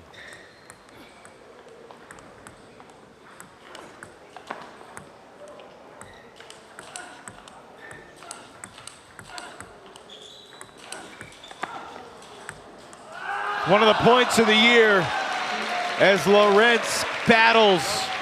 Prasheppa, why?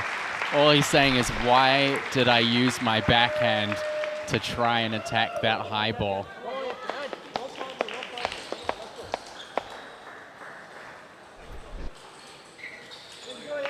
He's going to have to shake that one off.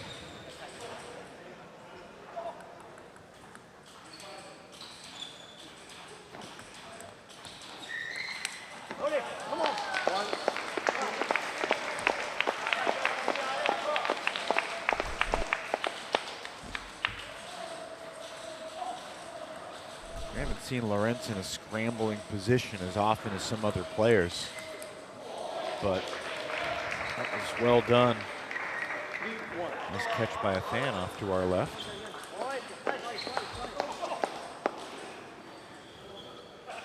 Gives you an idea of how close up the spectators are to the action. Yeah. Different feel here at Broward Table Tennis Club compared to some of the larger venues we've been in. But the atmosphere here has been riveting. I mean, it's certainly cozy, but this has been my favorite broadcast position of the season so far, mainly just because of how close we are to the action. You see us in the background. Hi. Well, you haven't fallen off your chair yet, despite having launched it through the curtain. Finding some wood to knock on. Yeah, it's a relatively small platform for us, and but it's pretty That's sturdy. the price you pay for being right up on the table side. True. We have the best view here. Romain Laurence is playing superbly in this second game. He's been adding the pressure, locking down the counter game of Princeton. More forehand attack deep into the backhand side.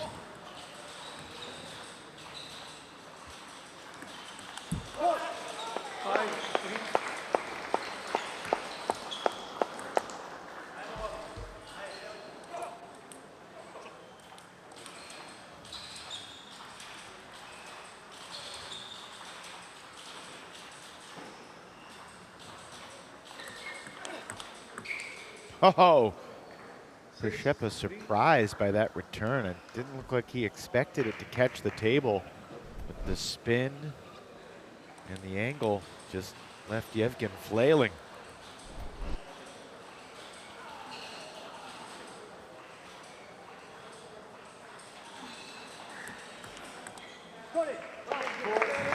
Shepard finds the backhand of Laurence. I don't know if you feel this way, but when a match pops up and you have both players on your fantasy team, I think I have kind of settled upon, I want to see the first two games split. I want each of my guys to taste victory so they're feeling good going into the Golden game. If the order changes, yeah. I mean, if they come up against each other in the Golden game. That's true too. The silver lining is that you're guaranteed points at least. You're not at risk of having one player potentially lose 0-3.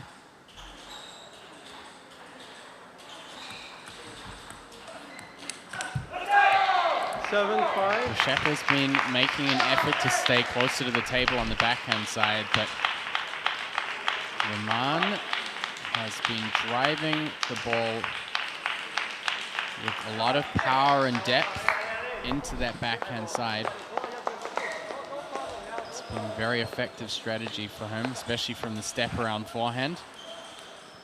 Up two with two serves on his paddle. Key moment here in this middle game for Romain Laurence.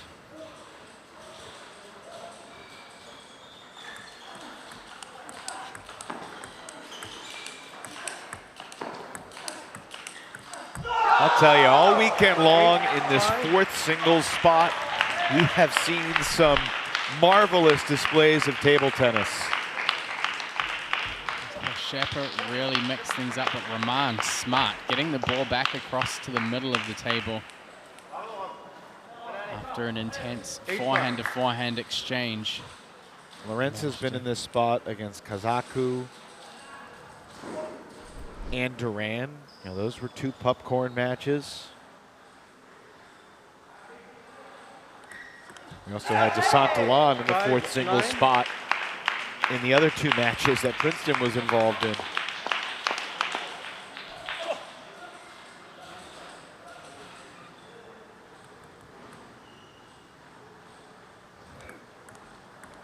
Something about this spot right before the Golden game, the intensity rising and the competitive fire and the ability of the players at the table. I mean, these are top players in the league.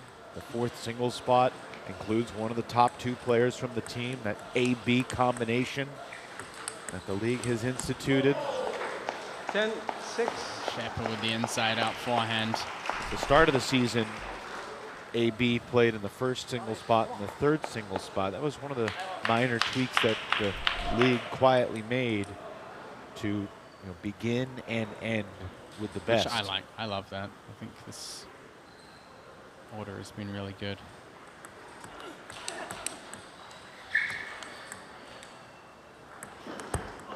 And Laurence loads up the backspin. I think Rahman playing back off the table in the second game is something that really played into his favor. But they will still play that retrieving. You can see the backspin on the ball. This is week number 8 of 14. Great slow motion replay from the perfect angle on that one. Division has 4 other teams, and while the East Division right now is the dominant division, much stronger, much higher. So it's 10-4. Carolina has earned a 5-point lead going into the Golden game. The only question is, will Princeton have a chance to do to Carolina what the Gold Rush did to them back in October? And to do that, Przeszepa needs to win this game. Przeszepa needs to win this game, and they have to change the order up in the Golden game. If they go into the Golden game with the same order as they've had in the singles, I don't think it's going to work out for them.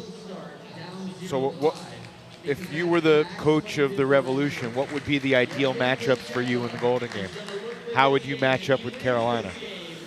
Oh, here we go. I think... Obviously, it's not fully in their control, but if it was, what would they do? If I was the Revolution, I'd probably like to see someone like Alex Chen up against maybe Rahman. I'd like to see Przeszepa, either Przeszepa or maybe Przeszepa against Kai Zhang, Labaka against Hazen, and then I would probably leave Jishan against Enzo and really hope that he can step things up. Would you keep Angela playing against Hong? That part, maybe I'm not sure about. The tough part about that, maybe I'd almost put Angela against Jeremy, just because he doesn't have as much power, but he has that kind of slow rolling spin. Maybe I put Angela against Jeremy. You don't want to see Jishan against Hong in Golden game? I mentioned that to Matthias Habasson earlier today, and he said, I might create a divorce if I do that. That would be pretty dangerous. I think we'll try and stay away from that for the broadcast's sake, which I've already tarnished today. I don't think we want to double down on that. 2, 3. Right now, though, Rahman has taken the early lead here in the third game. Remember, Przeszepa needs to win a game here for the Revolution to have a chance in the Golden game, but Rahman continues to punish the backhand side of Yevgen Przeszepa. He's getting around quick with the footwork on the step around forehand, getting the forehand deep into the backhand side of Przeszepa. I mean, this sequence has happened enough times that you feel Przeszepa's got to be ready for it.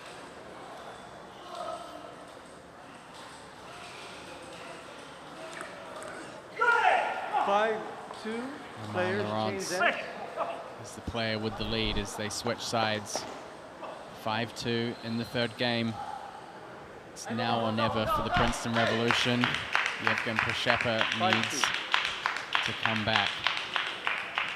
I'm sure he's under a lot of pressure right now.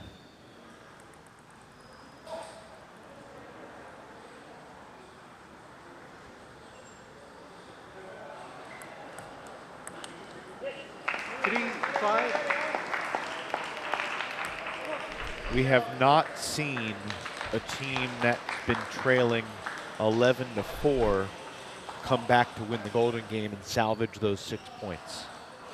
The 2 times that a team lost a Golden game with a 5-point lead, it was 10-5 and it decided the match.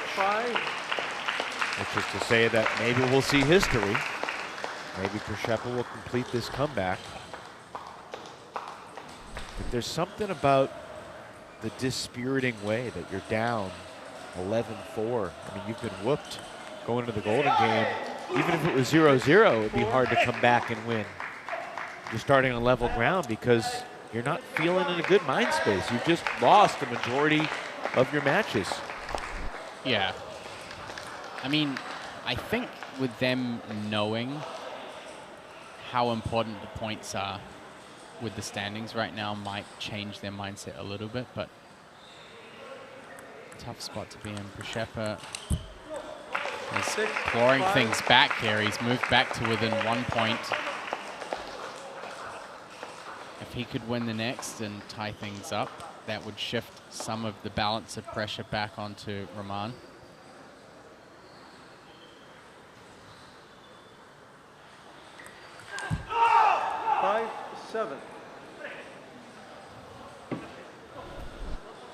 Frustration in the body language from Przeppa. I have not seen too much of that from him this weekend. He's had no reason to expend negative energy.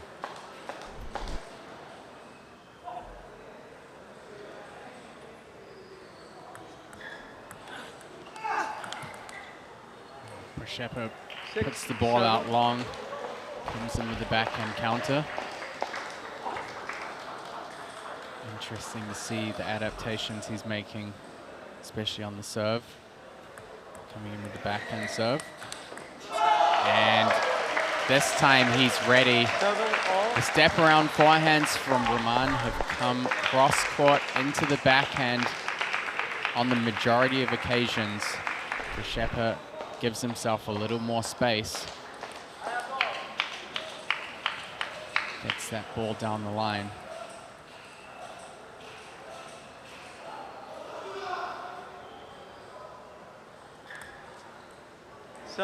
Service error from Lawrence at 7-all with an opportunity to clinch victory. I mean, we have seen 5-0 deficits overcome. Doesn't happen often. It's a left. Oh, this is the part where you take a deep breath. Because neither team has any timeouts left, so no chance to break the rhythm here.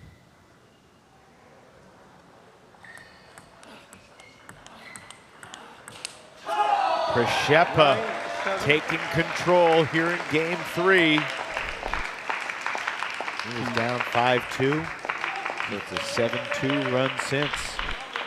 Honestly, I think that when Roman picked up the momentum, Przeppa was just playing too close to the table on the backhand.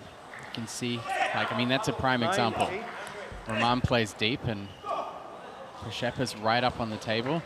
But the last few points we've seen him play, he's kind of moved back to that mid-distance where I think he's played the best across the weekend. Giving himself a little bit more space and time on the backhand side. And it's certainly making a difference. Couple great gets there from Lawrence, but Przeppa hitting one corner and then hitting the other. More space, more time on the backhand side. Big factors for Przeppa. He's come back from being 5-2 down when the players switch sides to now lead 10-8. Keep the hopes of a revolution. And it would be televised. And he takes it. Yevgen Przeppa wins 2 games out of the 3, bringing the Revolution up to the 5-point mark and ensuring they go into the golden game with the possibility to come out with the majority of the points. If they win the golden game, despite starting at a 5-point deficit, they would win this match 11 points to 10.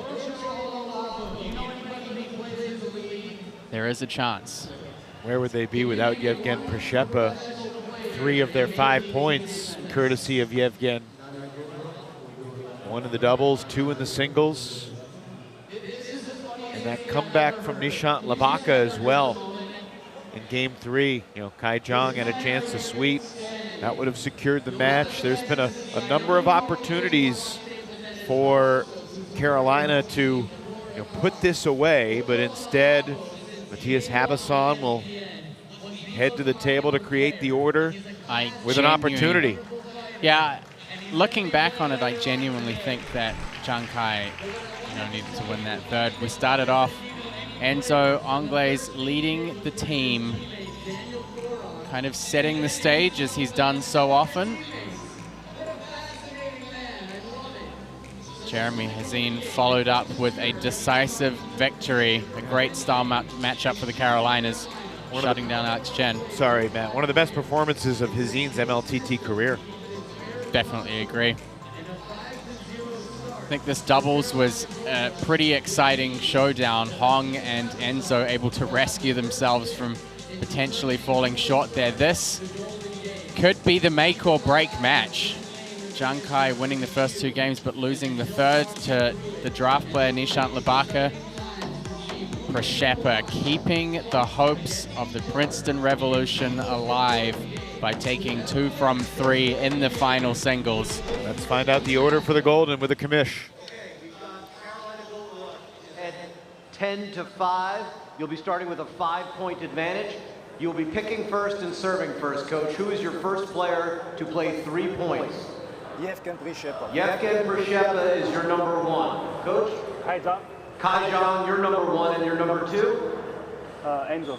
Enzo Angles is your number 2. Jishan Liang is your number 2. Your 3.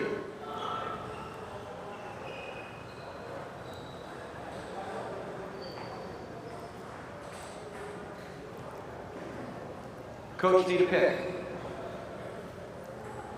Alex, Angela, or Nishant? Alex. Alex Chen is your 3. Your 3? Jeremy. Jeremy Hazin is your 3. Your 4. Mine? Your 4. Romain Lawrence or Hong Lin? Hong Lin. Hong Lin is your 4, making Romain your 5. Who is your 4, Coach? Facing off against Hong Lin, it could be Nishant Labaka or Angela Guan. Angela. Angela Guan is your 4, making Nishant your 5. Good luck, coaches. What do you think, Matt? I think Harbison was definitely sweating a bit there. He took longer to make his selections. They're in a tough position. I think the start was probably a good start. Przeppa against Kai Zhang, I think, is better for the Revolution. Leaving Jishan against Enzo, definitely agree with that. Putting Alex in the 3rd position, it was tough because they had to make their pick first, and that allowed Carolina to match up Jeremy. The last 2, I almost feel like I would have put Nishant Labaka up against Hong Lin, just hoping that he can play that kind of long push game and get a softer opening from Hong. Then you would have had Guan against Lawrence. Definitely not easy to make those order decisions, and especially when you're having to make the first move. Kai Zhang takes 3 straight from Yevgen Przeppa. How about that? Zhang Kai knew that he had to come into the Golden game being positive, going for his shots. Enzo versus Jishan. Liang takes the opening point of this 4-point sequence, gets the Revolution on the board here in the Golden game.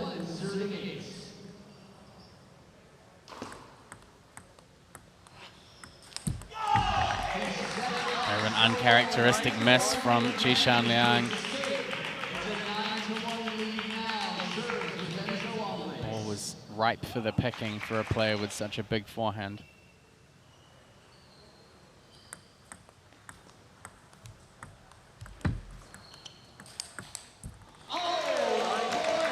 Good recovery from Jishan. Yep.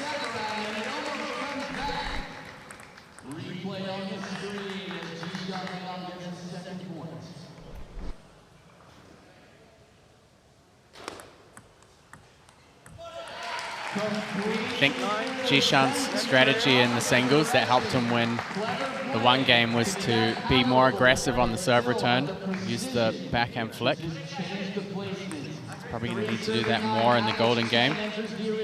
Alex Chen will have a chance at redemption.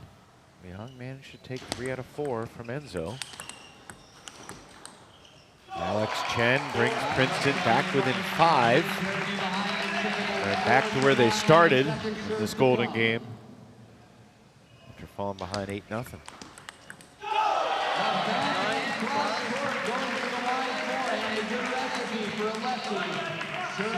Revolution making some ground here. There's that little bit of extra kick that Hazen talked about, the top spin kick serves. You heard Coach Yang telling him to add more kick during the timeout in their singles match. And turns things around off the back of 2 serves. Hazin fired up. Gold Rush bench. He's going to run straight onto the cruise ship. Hong and Angela. Wonder if he's already called for the Uber. Maybe after his next 4-point sequence. And missed. Guan forces an error from Hong Lin. Princeton have managed to close the gap that opened up in the beginning. They're going to need to do a lot more work. Angela goes for the attack. Good positive decision from her. Yeah, Hong looks pretty stable. Thumbs up from Yevgen Prishepa from the sideline, as if to say, you missed it, but that was the right choice. Yeah.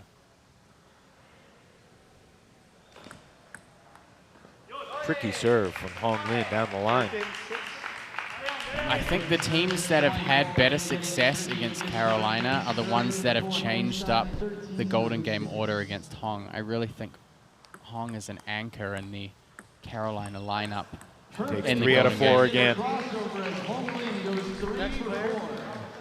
And here's Roman Lorenz and Nishant Labaka. And Princeton needs to start making up ground. They're running out of time.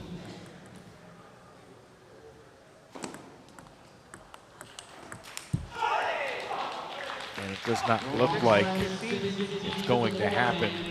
Prishepa will come back to the table against Kai Jiang next. Kai won 3 straight against Yevgen. Oh, Roman Lorenz with some great stuff. Just whipped that counter and down the line. Nice little curve on that ball as it came back in. Timeout, Matthias Habasson and Princeton. Can't take the timeout with you to Winter Haven, so might as well use it now.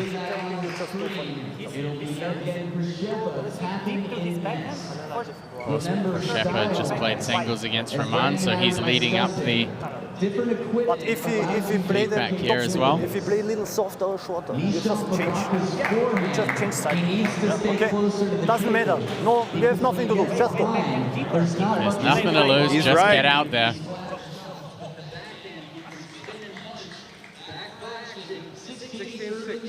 Gold Rush 10 points in the lead here in the golden game. They've doubled their start. Well, it was 5-0 before we even started. And when Yevgen Prishepa was not able to get any of his first 3 points in the leadoff position, that did not suggest good things were ahead for Princeton. Roman 1 point away from a golden sweep. Labaka able to salvage 1 of the 4, but after Hong Lin takes 3 of the 4, Lorenz follows up in kind. And if Kai Jiang can keep it rolling and win 4 more consecutive points against Prishepa, that would finish this thing off.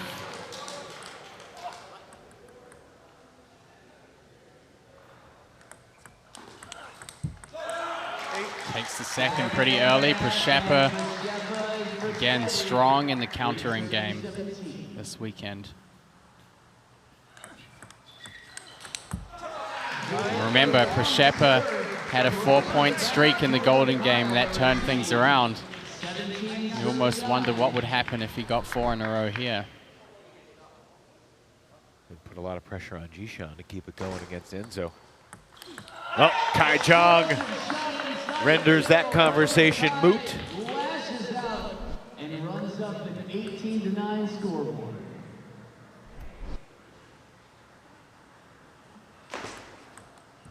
Heavy backspin serve. Kai Jong earns the split. Princeton still trail by 10 points. And Enzo, when you're in this situation needing to close out, certainly the man you want out on the court to get the job done. Jishan did take 3 out of 4 from Enzo earlier in this game. He needs to do that now to keep his team alive. There's one. Here comes the reverse pendulum serve.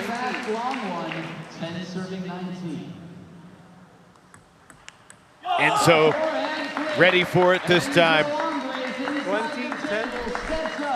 Golden game points.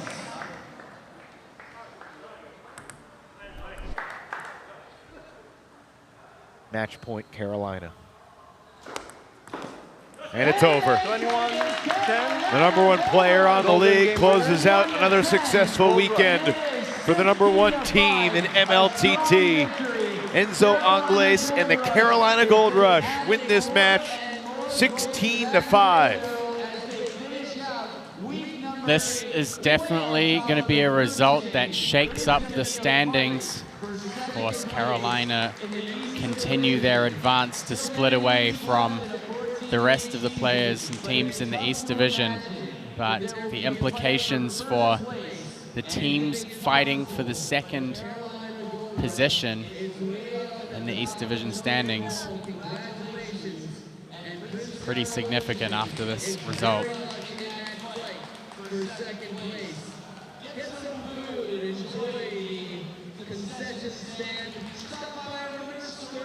So the Carolina Gold Rush have now won 11 of their last 12 team matches. Alex Yang, your team slipped up in the Golden game on Friday. I'd say it responded pretty well. What are you most pleased about with your team's weekend overall? For Friday Golden game, I did a mistake because I should put Hongling the first. But you know, also I think we will win easy. So today and yesterday I thinking more. So I put Kai for first round. I thinking if Kai can took 2 points, then every match we can get advantage later. There are a lot of different style matchups in the match, in particular in the singles matches. You had 2 left-handers playing. You had Jeremy against Alex Chen, Kai against Labaka. How did you feel overall? You must have felt pretty confident when you looked, understanding all these style matchups, that your team would be able to perform well today? Yes, because I also asked all the players about the confidence, which player they want to play. Now, that's very important. And also to see the previous match or the styles, then I put the lineup. I know you said that Enzo Angles was an obvious number 1 pick for you once you won the draft lottery. But has he exceeded your expectations with his effectiveness in singles, doubles, and the Golden game? Yes, of course. Yeah, he's a very stable player, a very professional, and we can say he's a team leader. So when he play good, everybody, you know, very confident to have him. The other player that really stood out today was Jeremy Hazin, as he swept Alex Chen in 3 competitive games. What stood out to you about him? Before this tournament, he went to Atlanta for 4 days. So we had some training, and also we saw preparation is good. Alex, congratulations on the weekend. Thank you for your time, and safe travels home. We'll see you next month in Winter Haven. Okay, thank you very much. He's even keel. He doesn't get too high or too low, but he hasn't had reasons to get too low, that's for sure. I mean, this Carolina team has been a juggernaut all throughout the season. We'll look at the updated standings in a moment, but first let's chat with Roman Lorenz. Roman, It was a really entertaining battle you had with Yevgen in that fourth singles spot. I imagine you felt you had some unfinished business in the Golden Game, but you and your team get the job done again. What are you most proud about from your performance and your team's effort overall? Yeah, of course, it's one more time one very good weekend for us. We are leading the league. I think we have probably good chance to be at the playoff. Probably first place would be even better. So we have to continue. It's always good for the team to win, and we will probably arrive with big confidence for the playoff. And you've had some really, really great matches with the top players in the league. Your game is very forehand dominant. It requires a lot of movement. You have to make sure that you're hitting the ball a lot of times very deep on the table. What kind of stuff are you working on in your game overall in terms of developing it to try and make, the backhand more effective, or your ability to kind of control the table once you get on your forehand? Yeah, first, I agree with you. My forehand is my best shot, of course. And yeah, I'm trying to, against Yevgen was not easy because he's very solid with backhand. So if I'm playing too much with my forehand, it's not that good because he can go deep to my backhand and deep to my forehand, which is very difficult for me. So I had to use a little bit my backhand and be very focused about service and receive and first ball. This is the key. Of course, this is the key of table tennis, but most of the time for my game, it's really important. If I can start very well with my service and my first ball, then I have good chance to win the points. If my opponent can control me on the first two balls, it's getting more complicated for me. So that's the key of my game. Appreciate the perspective, Roman. I think it's safe for you to book a flight to the finals. I think you guys are going to make the playoffs. It's not official yet, and maybe you're superstitious, but I think it's safe to get that early value in there. Okay, yeah, that's a good news. Thank you. I will book it now. Congratulations, Roman. Have a safe travels home, and we'll see you next month. Yeah, see you next month. Thank you. Roman Lorenz of the Carolina Gold Rush, as they just strengthen their grip atop this division. Princeton, after a great couple of days on Friday and Saturday, a disappointing Sunday. They'll almost certainly head back home in third place. The question is what the gap will be between Florida and Princeton. We're going to see the Crocs and the Wind coming up here, and it's really a huge match for both Florida and Chicago. We'll talk more about that coming up. Yeah, but I mean, I don't think Princeton can't be too unhappy with how things have gone. I mean, they are missing two of their team's top players. I think taking 2 wins against the Crocs and the Wind, they've fought to a position where they have more than 100 singles games won in their favor. Yeah, maybe not the showing that they wanted to bring to the table against Carolina Gold Rush, but a pretty spirited effort across this weekend from them, I think. No question about it. Undermanned but undeterred, Princeton battled tough, but Carolina remains the kings of the East. We still got more to come. 2 p.m. Eastern, about 35 minutes from now, Florida and Chicago to wrap up our Broward County weekend. For Matt Hetherington and Evan Lepler, our entire crew says so long for now. Carolina wins again.